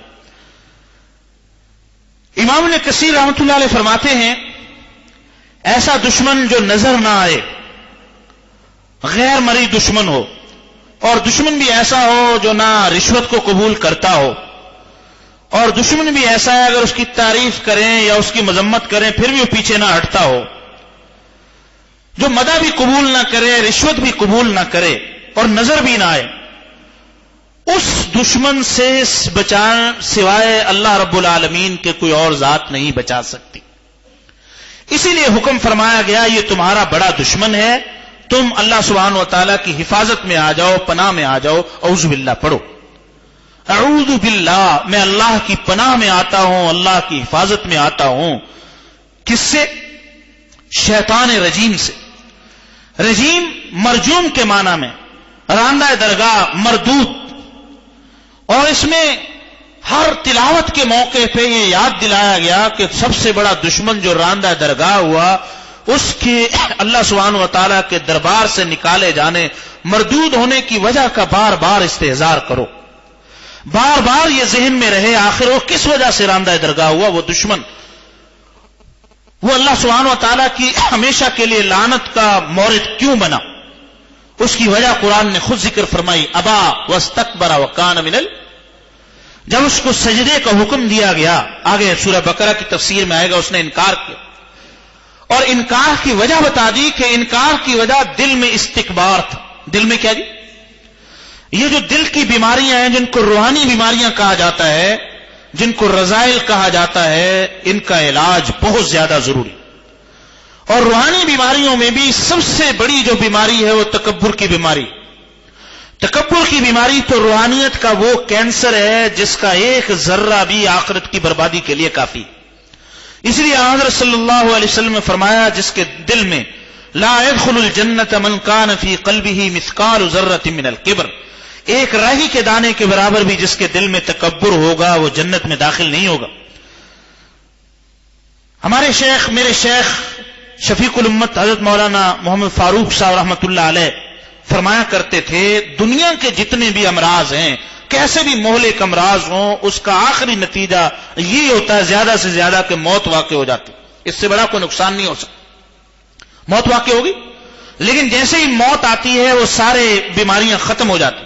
موت کے بعد نہ بی پی رہتا ہے، نہ ہارٹ اٹیک رہتا ہے، نہ فالج رہتا ہے، وہ ساری بیماریاں کیا ہو جاتی. لیکن روحانی امراض ایسے ہیں کہ انسان کی دنیا بھی برباد کرتے ہیں، اور جس وقت اللہ سبحانہ و تعالیٰ سے ملاقات کا موقع آتا ہے ان کی کارستانی، ان کا نقصان اس وقت کھل کے سامنے آتا اور ان کی آخرت کو برباد کر دیتے. آخرت کو کیا کرتے ہیں؟ برباد کرتے. انہی امراض میں سے ایک تکبر ہے. تکبر ماں ہے، یہ بہت بیماریوں کو جنم دیتی ہے. اگر اس کی اصلاح ہو جائے تو بہت سارے امراض کی اصلاح ہو جاتی. اس لیے شیطان رجیم جس وجہ سے شیطان بنا، اس نے جو انکار کیا اس کی وجہ قرآن نے ذکر فرمائی. اس کے دل میں کیا موجود تھا؟ تکبر موجود. یہ بار بار اعوذ باللہ سے ہمیں اس بات کا سبق دیا گیا ہے کہ ہم ان امراض سے اپنے آپ کی حفاظت کریں، تکبر سے اپنے آپ کو بچائیں. اب یہاں یہ سوال پیدا ہوا ہم کیسے بچیں؟ ہم یہ کیسے اس کے لیے ہمیں ان روح کی بیماریوں کا مطالعہ کرنا ہوگا. امام غزالی رحمۃ اللہ علیہ کی تبلیغ دین، روح کی بیماریاں اور ان کے علاج، اس میں بڑی وضاحت سے حضرت حکیم الامر رحمہ اللہ نے عربی میں الاربعین کا ترجمہ خود کروایا تبلیغ دین کے نام سے. اسی طرح ہمارے شیخ رحمۃ اللہ علیہ، ان کی کتاب روح کی بیماریاں اور ان کا علاج، یہ بھی حضرت والا کی کتاب یہاں بھی مل جاتی، کتب خانوں میں بھی ملتی ہے. تو روح کی بیماری، ان میں تکبر خاص طور پہ کیا جی، اس کا علاج بہت زیادہ ضروری ہے. تو رجیم یہ تکبر کی وجہ سے ہوا، اور یہ تعوذ پناہ میں آنا، یہ اصل میں جیسے میں نے پہلے عرض کیا تھا، یہ ایسے ہے جیسے دشمن کا مورچہ لگا ہوا ہے اور انسان کسی بختر بند گاڑی میں محفوظ وہاں سے نکل جائے اور کسی قسم کا بھی وہ نقصان نہ پہنچا سکے.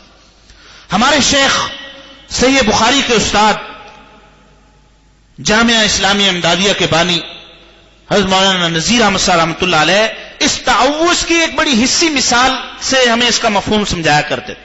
فرماتے اس کی مثال ایسے ہے جیسے گلی میں بسوں کا بچے کھیل رہے ہوتے ہیں نا، وہ کھیلتے ہوئے بچوں کی آپس میں لڑائی ہو جاتی.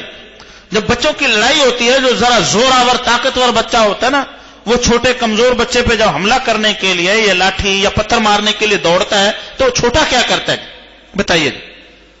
جو چھوٹا بچہ ہے نا وہ آواز لگاتا ہے، ابا، ایسے ہی کہتا نہیں، ابا یا ماما یا چاچو یا جو بھی وہ کہتا ہے اپنی زبان میں. جیسے وہ کہتا ہے ابا، تو وہ جو حملہ کرنے کے لیے فوراً وہاں سے کیا ہو جاتا ہے، کھسک جاتا ہے. فوراً کیا ہو جاتا ہے، کھسک جاتا ہے. کیوں؟ اب اس کو پتہ چل جاتا ہے اس نے آواز اس کو دے دی ہے جو مجھ سے طاقتور ہے، اب وہ آئے گا بچانے کے لیے. اب وہ کیا جی، آئے گا بچانے کے لیے.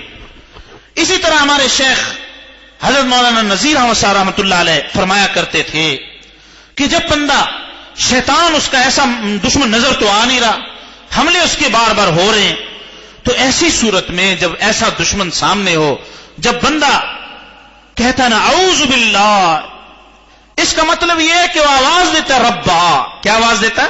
اے اللہ مجھے اپنی پر. جیسے ہی یہ آواز دیتا ہے شیطان فوراً سمجھ جاتا ہے جی بس اب آگے وہ احکم الحاکمین، وہ رب العالمین، وہ بڑی طاقت والے ہیں، اب ان کی یہ پناہ میں آ گیا، میرا بس نہیں چلتا. وہاں سے وہ دم دبا کے کیا ہو جاتا ہے جی، وہ بھاگ جاتا ہے، راہ فرار اختیار کرتا. اس لیے اعوذ باللہ من الشیطان الرجیم یہ بہت زیادہ محفوظ کیا جی، یہ راستہ ہے جس کی وجہ سے بندہ اللہ رب العالمین کی پناہ میں آ جاتا. امام راضی رحمۃ اللہ علیہ کو اللہ تعالیٰ نے بڑا گہرا علم عطا فرمایا تھا، ان کی تفسیر کبیر بڑی مشہور ہے. فرماتے ہیں اعوذ باللہ یہ اصل میں ہماری نماز کا وضو ہے، یہ ہماری زبان کا وضو ہے. ہماری زبان سارا دن گناہوں میں، بری باتوں میں، لایانی میں، غیبت چغلی کی وجہ سے جو نجس ہو جاتی ہے، وہ زبان کیا ہو جاتی، اس پر جو آلودگیاں لگتی ہیں، اس پر جو میل کچیل لگ جاتا ہے، اس کے اندر جو ظلمات آ جاتی ہیں، اعوذ باللہ کے ذریعے سے زبان کا روحانی وضو ہو جاتا ہے، اس قابل ہو جاتی ہے کہ اللہ تعالیٰ سے شرف ہم کلامی کر سکیں. تو امام راضی رحمۃ اللہ علیہ نے تعوذ کو کیا فرمایا جی، یہ زبان کا وضو ہے. کیسی خوبصورت بات فرمائی. جب ہم وضو کرتے ہیں ہماری ظاہری نے میل کچیل دور ہوتی ہے اور ہمیں طہارت حاصل ہو جاتی ہے، نماز کے قابل ہو جاتے ہیں اور اللہ سبحانہ و تعالیٰ کی کلام پڑھنے کے قابل ہو جاتا ہے بندہ. اعوذ باللہ من الشیطان الرجیم کے پڑھنے کے ذریعے سے اور زبان کا وضو ہو جاتا ہے. شیطان دو طرح سے بندے پر حملہ کرتا ہے. امام ابن قیم رحمۃ اللہ علیہ فرماتے ہیں ایک شبہات کے ذریعے سے، دوسرا شہوات کے ذریعے سے. شیطان کتنی طرح سے حملہ کرتا ہے؟ ایمانیات کے اندر عقائد میں شبہات پیدا کر کے وہ حملہ کرتا ہے، اور اس وقت شیطان کا حملہ بہت عام ہے. سب سے بڑا اس کا حملہ یہ ہوتا ہے کہ وہ ایمانیات اور عقائد کے اندر شبہات اور شکوک پیدا کر دے. اس لیے اس وقت فکری ارتداد بہت زیادہ ہے. فکری ارتداد یعنی جسم کے اعتبار سے، شکل و صورت کے اعتبار سے، نام کے اعتبار سے، نسل کے اعتبار سے بندہ مسلمان ہے، لیکن اپنی فکر کے اعتبار سے الیاذ باللہ تعالی اسلام سے نکل چکا ہے اور مرتد ہو چکا. نئی تعلیم اور نئی روشنی کی وجہ سے یہ فکری ارتداد بہت بڑا ہوا. میں یہاں ایک بات عرض کر دوں، حکیم الامت مجدد الملت مولانا اشرف علی تھانوی رحمہ اللہ نے ایک اپنے واعظ میں ارشاد فرمایا، اور وہ میں نے اقتباس تفہیم الفقہ جلد اول عقائد والی جلد کے شروع میں بھی نقل کی۔ حضرت نے اپنے زمانے میں، جس زمانے میں یہ خاص طور پہ آج کل کی طرح، آج کل جیسے موبائل کا، نیٹ کا فتنہ ہے اور ہر طرف دین کے بارے میں دین بیزار لوگ اس میں چھائے ہوئے ہیں، اور وہ طرح طرح کے افکار نظریات کے ذریعے سے اس ارتداد کو پھیلا رہے اور اسلامی تعلیمات کے بارے میں لوگوں کے دلوں میں شکوک و شبہات پیدا کر رہے، عظمت دین نکلتی چلی جا رہی۔ اس زمانے میں جب ان میں سے کوئی چیز بھی تصور میں نہیں تھی، بزرگوں کا ادب بھی تھا اور دارالعلوم دیوبند کا ابتدائی زمانہ تھا، اس زمانے میں فرماتے تھے کہ آج کل لوگ ایسے ہیں، اپنی بیٹی فرماتے ہیں کہ میں تمہیں مشورہ دیتا ہوں کہ ایک زمانہ وہ ہوتا تھا جب اپنی بچی کا نکاح کرتے وقت یہ دیکھا جاتا تھا کہ دلہا میاں نمازی بھی ہیں یا نہیں۔ فرمایا کہ یہ دور چلا گیا کہ اب ان کا یہ دیکھو کہ دلہا میاں نمازی ہیں یا نہیں، فرمایا اب تو یہ دیکھنے کی ضرورت ہے کہ وہ مسلمان بھی ہے یا نہیں۔ اس لیے کہ نئی تعلیم کی، حکیم الامت فرماتے ہیں، نئی تعلیم کی وجہ سے دلہا میاں اس قدر دین بیزار ہے، اس کے افکار ایسے ہیں، وہ تو کئی مرتبہ دین اسلام سے نکل چکا ہے۔ اور فرمایا کتنا بڑا ظلم ہوگا کہ اپنی بیٹی تو اللہ نے آپ کو امانت دی، آپ کی آخرت میں نجات کا ذریعہ تھی، اس کو ایسے بندے کے حوالے کر دیا جو اسلام سے، عقائد سے، توحید سے، اللہ تعالی اور اس کے رسول صلی اللہ علیہ وسلم کی عظمت سے وہ نکلا ہوا۔ وہ تو فرمایا اس کو تو بچی ساری زندگی کے لیے اس کے حوالے کر دی میاں دلہا کے، لیکن کیا پتا کہ کس آدمی کے حوالے کی جو بندہ اسلام سے بھی نکل چکا۔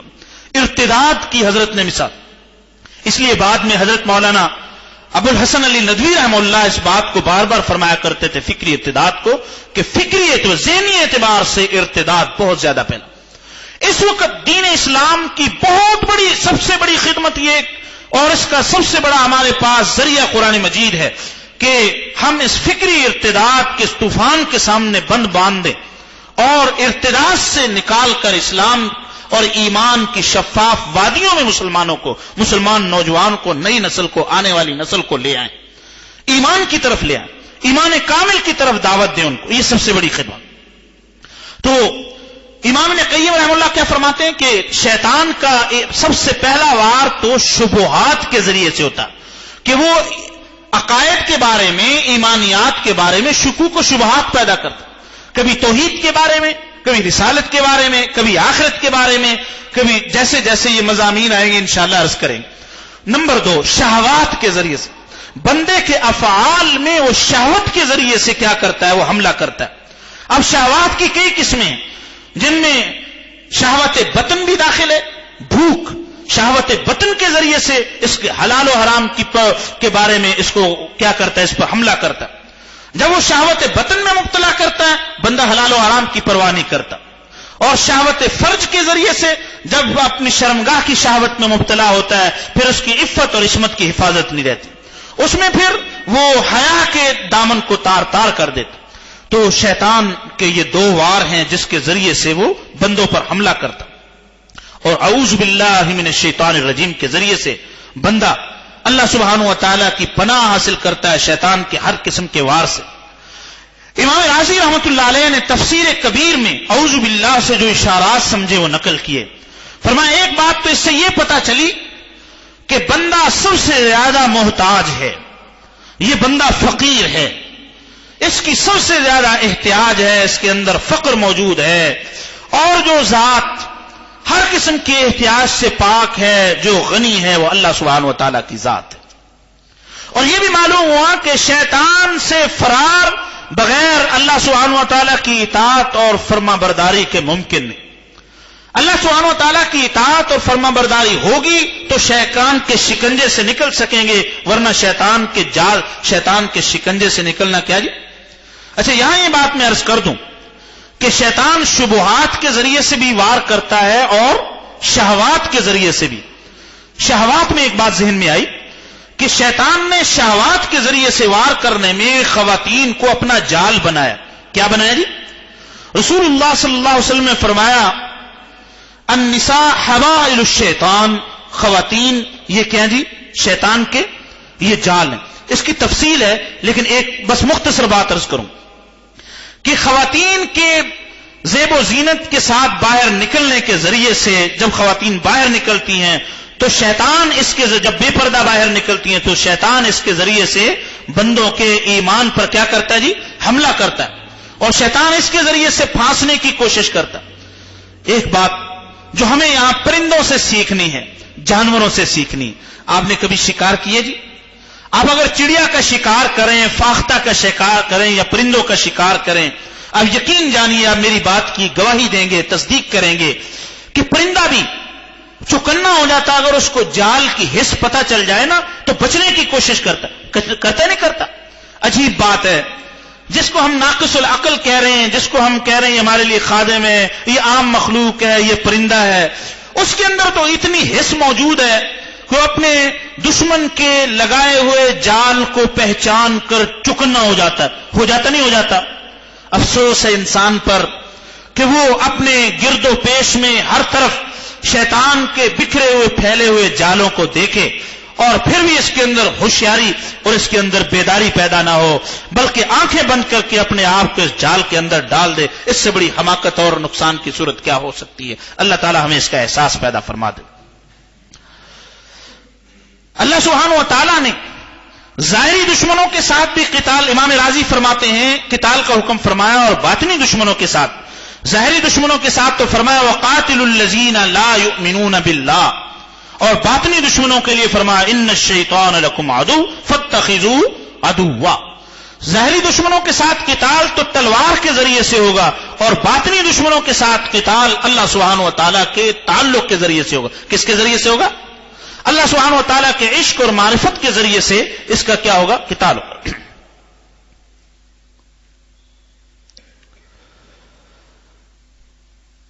دوسرا اعوذ باللہ من الشیطان الرجیم میں امام راضی رحمۃ اللہ علیہ فرماتے، بڑی گہری باتیں، یہ وہ موتی ہیں جس کے ذریعے سے ہمارے دل میں کلام الہی کی عظمت پیدا ہو، اور عظمت کلام الہی سے ہمارے دل میں شوق پیدا ہوگا۔ امام راضی رحمۃ اللہ فرماتے ہیں اس اعوذ باللہ سے ہمیں پتہ چلا کہ گناہوں سے بچنے کے لیے سب سے اعلیٰ درجے کا مراقبہ اللہ کا مراقبہ ہے۔ کس کا جی؟ اللہ کے نام، اس میں اللہ کا مراقبہ ہے۔ اسی لیے جب سب سے بڑے دشمن کی بات آئی، سب سے بڑے دشمن کی بات آئی جس کو قرآن نے ذکر فرمایا، شیطان، جس کو فرمایا تم دشمن اس کو سمجھو، دشمن بناؤ، اس سے دشمنی والا معاملہ کرو، اس سے قتال کرو، اس سے لڑائی کرو، جب اس کا معاملہ آیا تو یہاں ہمیں اللہ تعالیٰ کے جس اسم کی تعلیم دی گئی وہ کیا ہے جی؟ اللہ۔ اسی لیے حضرات مشائخ، حضرات اہل اللہ تعالیٰ کے اسم ذات کا ذکر بار بار کرواتے ہیں، اسم ذات کا ذکر، کیونکہ جتنا اللہ تعالیٰ کے اس نام نامی کا ذکر ہوگا اور دلوں میں پیوست ہوگا، اتنا ہی شیطان سے مقابلہ کرنا کیا ہو جائے گا؟ آسان ہو جائے۔ تو گناہوں سے بچنے کے لیے سب سے بلیغ اور اعلیٰ درجے کا مراقبہ، اعلیٰ درجے کا جو طریقہ ہے وہ اللہ جل شانہ اسم ذات کا ذکر ہے۔ گویا اعوذ باللہ اور بسم اللہ کے ذریعے سے امام راضی رحمۃ اللہ علیہ یہ فرماتے ہیں کہ اللہ سبحانہ و تعالیٰ نے یوں ہمیں سبق دے دیا، گویا اللہ تعالیٰ فرمائے انہ شیطان الرجیم، یہ شیطان، یہ مردود ہے جو تمہارا دشمن ہے، وَأَنَا رحمان الرحیم، اور میں کیا ہوں؟ رحمان اور رحیم ہوں۔ بس تم شیطان سے بچ کر کسی طرح نکل آؤ، پھر آپ کو رحمان اور رحیم کی پناہ حاصل ہو جائے گی، اور رحمتوں کے دروازے تمہارا انتظار کر رہے ہیں۔ اللہ تعالیٰ اپنی رحمتوں میں تمہیں کیا کر لیں گے؟ ڈھانپ لیں گے۔ اعوذ باللہ من الشیطان الرجیم کے بعد بسم اللہ الرحمن الرحیم، شروع اللہ کے نام سے جو بڑا مہربان، بہت مہربان، نہایت رحم والا ہے۔ الرحمن اور رحیم، بسم اللہ کی روح اور خلاصہ کیا ہے؟ بسم اللہ کی روح پورے دین کی روح اور مزاج، پورے دین کے مزاج کو بسم اللہ کے اندر سمو دیا گیا۔ بسم اللہ کا اصل میں مطلب یہ ہے کہ اے اللہ، ہم جو کام اب کرنے والے ہیں یہ آپ کے نام کے ساتھ شروع کر دیں۔ کس کے نام کے ساتھ؟ اس لیے کہ ہمارے سارے دین کی روح اخلاص ہے. دین کی روح کیا ہے؟ دین کی روح یہ ہے ہماری زندگی، ہماری موت، ہمارا جینا اور ہمارا مرنا، یہ سب کس کے لیے ہو جی؟ اللہ کے لیے. یہ دین کی کیا ہے جی؟ روح ہے. اور بسم اللہ میں اسی دین کی روح کا درس دیا جا رہا ہے. درس یہ دیا جا رہا ہے کہ ہم اب اپنے سارے معاملات میں کس کی طرف توجہ کر رہے ہیں جی؟ اللہ کی طرف. اللہ کے نام کے ساتھ شروع کر رہے ہیں، اللہ کے نام کے ساتھ. مطلب یہ ہے کہ اب ہماری زندگی کا ہر فعل، ہر کام وہ کس کے لیے ہوگا بھلا؟ وہ رضا الہی کے لیے ہوگا. سارے دین کی روح قل ان صلاتی و نسکی و محیای و مماتی للہ رب العالمین. امام آلوسی رحمت اللہ علیہ روح المعانی میں اس با کے بارے میں فرماتے ہیں، یہ با استعانت کی. بسم اللہ الرحمن الرحیم، یہ کس کی با ہے جی؟ یعنی اللہ کے نام کی مدد سے ہم شروع کر رہے ہیں، اس سے ہم استعانت حاصل کرتے ہوئے جو رحمان اور رحیم ہے. دو اللہ تعالیٰ کی صفات کو یہاں منتخب فرمایا گیا. یہ دونوں صفات اللہ سبحانہ و تعالیٰ کے جو احکم الحاکمین، جو اللہ سبحانہ و تعالیٰ کی، اب ہمارے پاس اردو میں کوئی لفظ نہیں ہے، سارے لفظ اپاہج، کمزور، لنگڑے لولے ہیں، اس شان کو ظاہر کرنے کے لیے جو اللہ سبحانہ و تعالیٰ. اب ہم بادشاہوں کا بادشاہ کہہ دیں، بتائیے یہ بھی کوئی لفظ ہے؟ بادشاہوں کا بادشاہ، یہی لفظ کہہ سکتے ہیں نا. اب ہمارے پاس بادشاہوں کا بادشاہ، یہ کوئی الفاظ ہیں ہی نہیں کوئی تعبیر کرنے کے لیے اللہ جل شانوں کی اونچی شان کو ظاہر کرنا. تو اللہ تعالیٰ کی جو اتنی بڑی سلطنت ہے، جو ملک ہے، جس کا پایا تخت عرش کو قرار دیا. کس کو؟ عرش کو. اس پایا تخت پر جو نام لکھوا دیا گیا، جو چیز اس کے لیے وہ گویا ایک بڑی سلطنت کا لوگو اور ماٹو بنایا گیا، وہ بنایا گیا الرحمن علی العرش استوى. کیا جی؟ یہ بتا دیا گیا کہ پورا جو اللہ رب العالمین کا ملک ہے، جو کائنات کے ذرے ذرے کو محیط ہے، کائنات کے ذرے ذرے کو، اللہ تعالیٰ کا علم بھی کائنات کے ذرے ذرے کو محیط، اللہ سبحانہ و تعالیٰ کی قدرت بھی کائنات کے ذرے ذرے کو محیط. اتنا بڑا ملک اللہ رب العالمین کا. اس ملک کا جو تخت ہے، اس کے پایا تخت کے لیے جس صفت کا انتخاب کیا گیا وہ کیا جی؟ الرحمن.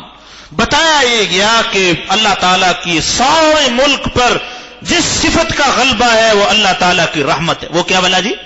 وہ رحمت الہیہ کا غلبہ ہے. اور یہ بھی حدیث میں آتا ہے کہ سب عرش کے اوپر ایک ہی تختی ہے جس کے اوپر کوئی اور مخلوق نہیں، اس پر لکھا ہوا سبقت رحمتی علی غضبی. کیا لکھا ہوا جی؟ سبقت رحمتی، میری رحمت میرے غصے پر غالب ہے. تو اللہ سبحانہ و تعالیٰ کی صفات میں سے جو سب سے اونچی شان والی صفت ہے لفظ اللہ کے بعد، وہ کیا ہے جی؟ الرحمن. رحمان اور رحیم میں بہت فرق ذکر کیے گئے، لیکن اس تفصیل میں نہیں جاؤں گا.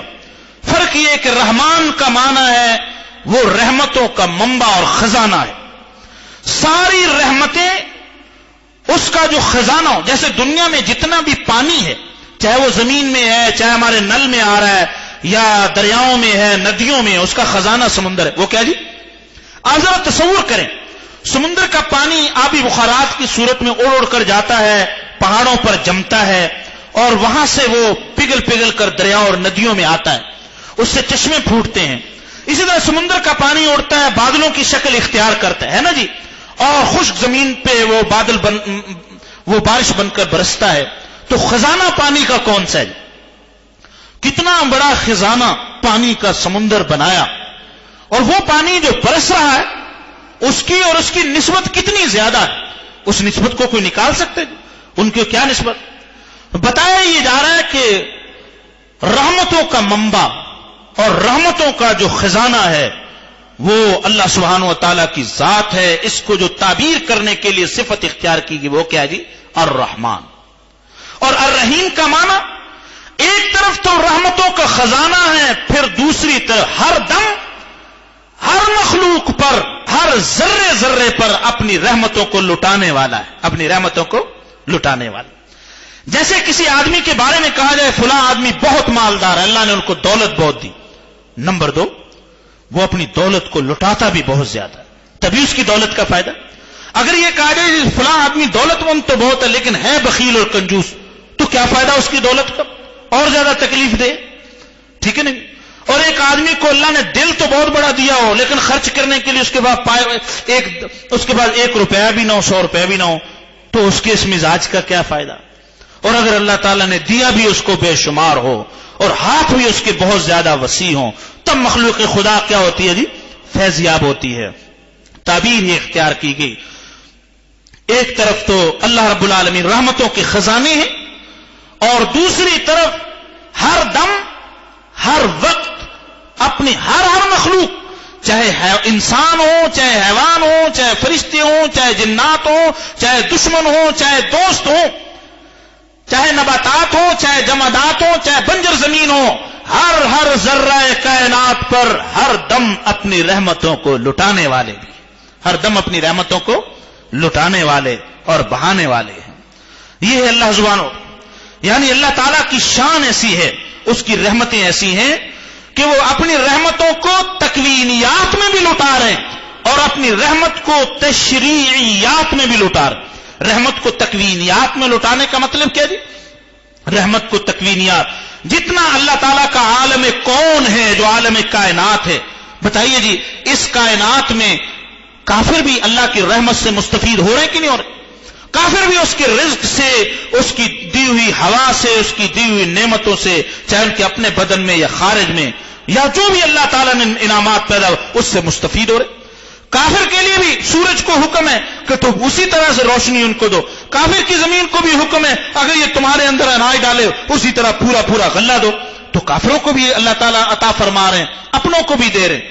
تو عالم کون میں، عالم تکوین میں اس کے فیض رحمت سے کوئی بھی محروم نہیں. عالم تشریعیات کا مطلب یہ کہ اللہ سبحانہ و تعالیٰ اپنی رحمت اور مغفرت کے ذریعے سے اپنی رحمتوں کو لٹاتے. 100 سال تک کوئی بندہ کفر میں، شرک میں مبتلا رہا اور اس نے آخر میں کہہ دیا لا الہ الا اللہ محمد الرسول اللہ، اب اس کی جو ساری زندگی کی خطاؤں کو معاف کیا، اس کی جو رحمت یہاں لٹائی گئی، یہ رحمت عالم تشریعیات میں لٹائی. یہ کس میں لٹائی گئی؟ عالم تشریعیات میں، شریعت کے عالم میں رحمت لٹا دی گئی. تو اللہ تعالیٰ کی ایسی عظیم الشان رحمت ہے. اعوذ باللہ من الشیطان الرجیم، بسم اللہ الرحمن الرحیم. اچھا ایک بات اور عرض کروں، یہ اعوذ باللہ کا وظیفہ ہمیں اپنے عمل میں لانا. خود اللہ سبحانہ و تعالیٰ نے ایک جگہ فرمایا رب اعوذ بک من ہمزات الشیاطین واعوذ بک رب ان یحضرون. اگر کسی آدمی کو وسوسے شیطان کی طرف سے پریشان کرتے ہوں اور وہ بار بار پریشان ہوتا ہو، آپ یقین جانیے اس وظیفہ الہی کو، اس حکم کی تعمیل کر کے دیکھیے شیطان کتنی جلدی وہاں سے رفو چکر ہو جائے گا، شیطان سے پیچھے چھوٹ جائے گا. اعوذ باللہ من الشیطان الرجیم پڑھنا، اور اسی طرح رب اعوذ بک من ہمزات الشیاطین واعوذ بک رب ان یحضرون، یہ ہمیں تعلیم فرمائی. تو آج سے جب بھی کوئی ایسا مسئلہ ہو، جب بھی کوئی ایسی پریشانی ہو جس میں وسوسہ شیطانی انسان کو پریشان کرتا ہو، گناہ ستا رہا ہو، گناہ کا خیال آتا ہو، ذرا اللہ تعالیٰ کی پناہ مانگ کے، صدق کے دل سے پناہ مانگ کے دیکھیے کیسے اللہ تعالیٰ اپنی حفاظت کی آغوش میں لے لے. اس لیے رسول اللہ صلی اللہ علیہ وسلم نے بہت سارے مواقع پر اعوذ باللہ پڑھنے کی، جہاں شیطان کا خاص عمل دخل ہوتا ہے، تعلیم فرمائی. ان مواقع کے بیان کرنے کا موقع نہیں. سورہ فاتحہ جو شروع ہوتی ہے الحمدللہ رب العالمین، الحمدللہ رب العالمین، تمام تعریفیں اس اللہ کے لیے ہیں جو تمام جہانوں کا پالنے والا ہے. الحمد کے بارے میں حضرات مفسرین نے لکھا کہ اس میں الف لام استغراق کا ہے. کیا ہے جی الف لام؟ استغراق کا. ویسے الف لام کی 4 قسمیں آپ حضرات نے پڑھی. الف لام استغراق کے لیے، الف لام عہد ذہنی کے لیے، الف لام عہد خارجی کے لیے، اور الف لام جنس کے لیے. یہاں الف لام کون سا جی؟ استغراق کا. اس کا مطلب یہ ہے، استغراق کا مطلب یہ ہوتا ہے کہ جس چیز پر وہ الف لام داخل ہے، جیسے یہ حمد پر ہے، تو دنیا میں جہاں کہیں بھی حمد ہے وہ یا بلا واسطہ وہ اللہ سبحانہ و تعالیٰ کی حمد. وہ کس کی حمد ہے جی؟ دنیا میں کہیں بھی اگر حمد ہو رہی ہے وہ کس کی حمد ہے جی؟ اللہ سبحانہ و تعالیٰ. اگر کسی فن پارے کی حمد ہو رہی ہے، کسی پہاڑی منظر کی، کسی دریا کی، کسی سمندر کی، کسی کے علم کی، کسی کے حفظ کی، کسی کے صحت کی، دنیا میں جو کوئی زبان بھی رطب اللسان ہے کسی کی تعریف میں، وہ دراصل کس کی تعریف ہے؟ وہ حقیقت میں کس کی تعریف ہے؟ اللہ سبحانہ و تعالیٰ کی تعریف. تو کائنات میں انسان ہو یا جنات، فرشتے ہوں یا دوسری مخلوقات، دشمن ہو یا دوست، اس کی زبان سے جو بھی تعریف نکلتی ہے وہ دراصل تعریف اس چیز کی نہیں ہے، اس کے پیدا کرنے والے کی. وہ تعریف کس کی ہے؟ پیدا کر.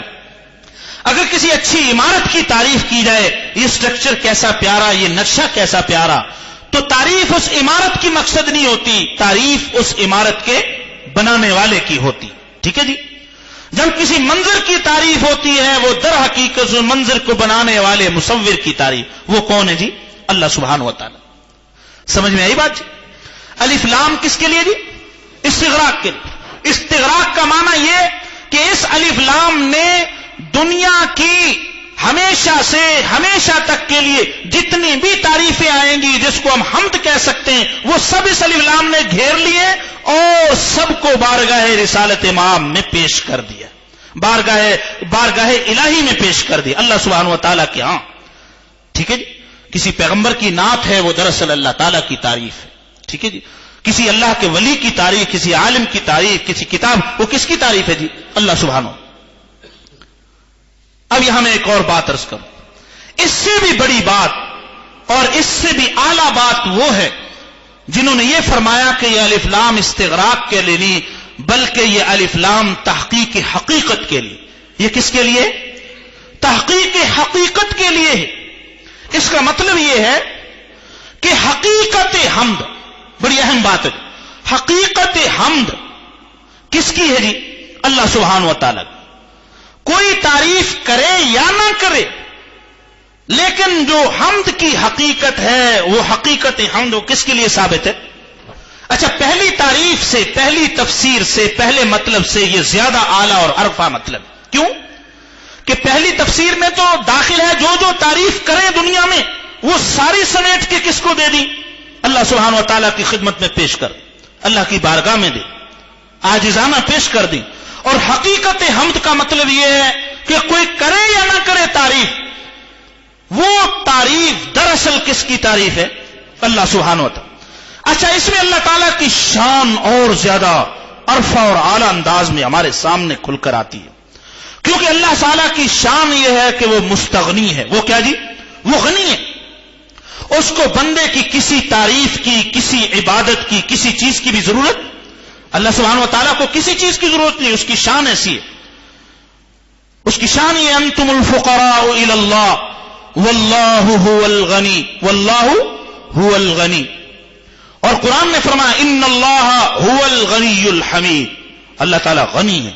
غنی کا معنی وہ کسی کے محتاج نہیں، نہ چیزوں میں نہ تعریف میں. لہذا کوئی تعریف کرے یا نہ کرے، چاہے ساری مخلوق تعریف نہ کرے، اس کی شان پھر بھی سب سے اونچی. اس کی شان کیا جی؟ اس لیے قرآن نے اور کھول کر بیان فرما دیا ان تکفروا انتم ومن فی الارض جميعا فان اللہ لغنی حمید. اے لوگو، اگر تم سارے کے سارے اور زمین میں جتنے موجود ہو سارے کے سارے کفر اختیار کر لو، فإن اللہ لغنی حمید. اللہ تعالیٰ کیا ہے جی؟ اللہ سبحانہ و تعالیٰ یقیناً مستغنی ہے، غنی ہے اور قابل تعریف اور لائق حمد ہیں. ہمارے ایمان کی اس کو ضرورت نہیں.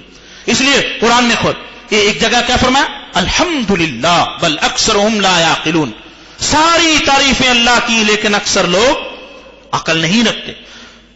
اس دوسرے مطلب میں الف لام کو عہد تحقیق حقیقت کے لیے بنانے میں کہ یہ الف لام تحقیق کے لیے ہے، اللہ سبحانہ و تعالیٰ کی شان بلند تر اور عرفہ ہو کر ہمارے سامنے کھل کر سامنے آتی. اس میں اللہ تعالیٰ کی شان غنا بھی سامنے آ جاتی، جس کو میں نے ابھی قرآنی آیات سے اور حدیث صحیح مسلم میں حدیث قدسی کا ایک جملہ ہے، بس وہ 2 جملے میں آپ کے سامنے عرض کر دوں، اس سے مزید کھل کے بات آئے گی سامنے۔ اللہ تعالیٰ ارشاد فرماتے ہیں لو ان انسکم وجنکم واولکم وآخرکم، اے انسانوں اور جنات، سارے پہلے انسان، سارے بعد میں آنے والے انسان، سب پہلے والے جنات اور سب بعد میں آنے والے جنات، سارے کے سارے کانو علی اتقى قلب رجل واحد منکم، سارے کے سارے تم میں سب سے بڑے متقی اور پرہیزگار دل کے مطابق بڑے متقی بن جاؤ۔ ما زاد فی ملکی شیئن، ان سب کے تقوی سے، ساری دنیا کے انسانوں اور جنات کے سب سے اونچے درجے کے تقوی کے برابر ہو جانے سے بھی میرے ملک میں ذرہ برابر اضافہ نہیں ہوگا۔ اللہ اکبر، اللہ اکبر کبیرہ۔ اور فرمایا کہ اگر تمام انسان اور تمام جنات کانو علی قلب افجر رجل واحد منکم، تم میں سے سب سے بڑے فاسق اور فاجر اور نافرمان انسان کے مطابق نافرمان بن جائے، سب پرلے درجے کے نافرمان، اونچے درجے کے نافرمان ہو جائے، سارے کے سارے ہو جائے، ما نقص فی من ملکی شیئن، میری بادشاہت میں ذرہ برابر بھی کمی نہیں ہوگی، ذرہ برابر بھی۔ دیکھیے جی قرآن کی آیت کھل کر سامنے آ گئی، اللہ اکبر کبیرہ سبحان اللہ بکرۃ واصیلا، اللہ تعالیٰ کی شان اتنی بڑی، اس لیے فرمایا الحمدللہ، تحقیق حمد کے لیے بنانا یہ زیادہ اعلیٰ اور رفع ہے۔ تمام تعریفیں اللہ کے لیے ثابت ہیں جو تمام جہانوں کا پالنے والا ہے، جو تمام جہانوں کا پالنے۔ وآخر دعوانا ان الحمدللہ رب العالمین، یہیں تک اکتفا کرتے ہیں، پھر اس کو انشاءاللہ آگے بڑھائیں گے۔ اب کوشش کریں گے علوم القرآن کا حصہ ہم کم کریں اور قرآن مجید کی تفسیر۔ اچھا، قرآن مجید کی جو تفسیر ہوگی وہ ساری تفسیر اس انداز سے اگر ہم کریں گے تو ہم بھی پھر 8-10 سال میں کیا ہوگا، سورہ بقرہ ختم۔ ہمیں قرآن مجید کے اگلے سے اگلے حصے کو ہم طالب علم میں اس کو آگے سے آگے بڑھنا انشاءاللہ، اگلے حصے میں اس میں اور زیادہ اس میں وقت دے کر اس میں وسعت پیدا کریں گے۔ آپ حضرات سے میری درخواست یہ ہے، وہ جو 3 دعائیں ہیں اس کو آپ حرز جان بنائیں۔ بھئی آپ حضرات پڑھ رہے ہیں نہیں پڑھ رہے؟ آپ حضرات کو جو معمولات کا پرچہ دیا ہے، بھئی اب تو ختم ہو گیا پرچہ، یہ موجود ہے جی، ایک ہے موجود، بھئی ایک پرچہ موجود، اگلی دفعہ آپ کو دوبارہ دے دیں گے، اس کو بڑے اہتمام کے ساتھ اب پر فرمائیں، ٹھیک ہے جی۔ اپنی تجاویز ہمارے جو اس ناظم ہیں ہمارے اس دورے کے اور ادارت و خدمت القرآن کریم مولانا فرحان ہیں، تو آپ حضرات اپنی تجاویز ان کے نام لکھ کر بکس میں، پھر وہ غور بھی کریں گے، ہم مشورہ بھی کریں گے آپ حضرات کی اس میں کیا تجاویز۔ بہت ساری پرچیاں آئی ہیں، یہ پرچیاں میں سنبھال کے رکھتا ہوں، انشاءاللہ اگلی دفعہ اگلی حاضری میں انشاءاللہ ان کے بارے میں گفتگو کریں گے، ٹھیک ہے۔ بعض چیزیں ایسی ہیں، بعض ساتھیوں نے ایسے سوالات کیے ہیں جو اگلی منزلوں میں آنے والے ہیں، تو میں ان کو نہیں چھیڑوں گا، کیونکہ ابھی ہم نے علوم القرآن کے بارے میں پڑھا ہی نہیں۔ علوم القرآن کے آگے بہت لمبی لمبی مباحث آ رہی ہیں، اس میں سب سے اہم اعجاز القرآن کی بحث ہے کہ قرآن معجزہ ہے، تو آخر کون کون سی وجوہ سے معجزہ ہے۔ پھر تفاسیر کا تعارف ہے، قدیم اور جدید تفاسیر، پھر اس میں متجددین کے انداز سے قرآن کریم دوسری راہ پہ چلتے، سب باتیں اللہ کی توفیق سے آپ دعا فرماتے رہیں، انشاءاللہ آئیں گی۔ اللہ تعالی ہماری اس حاضری کو اپنی رحمت سے قبول فرما لیں۔ جو حضرات ہیں اپنی جگہوں پہ تشریف رکھیں، فوٹو کاپی سبق حاصل کر لیں۔ اگلے جمعے میں انشاءاللہ آپ حضرات کا مختصر وقت کے لیے ایک سرسری سا امتحان ہوگا، تیار ہے نہیں جی اس کے لیے انشاءاللہ تعالی۔ السلام علیکم۔ استغفر اللہ۔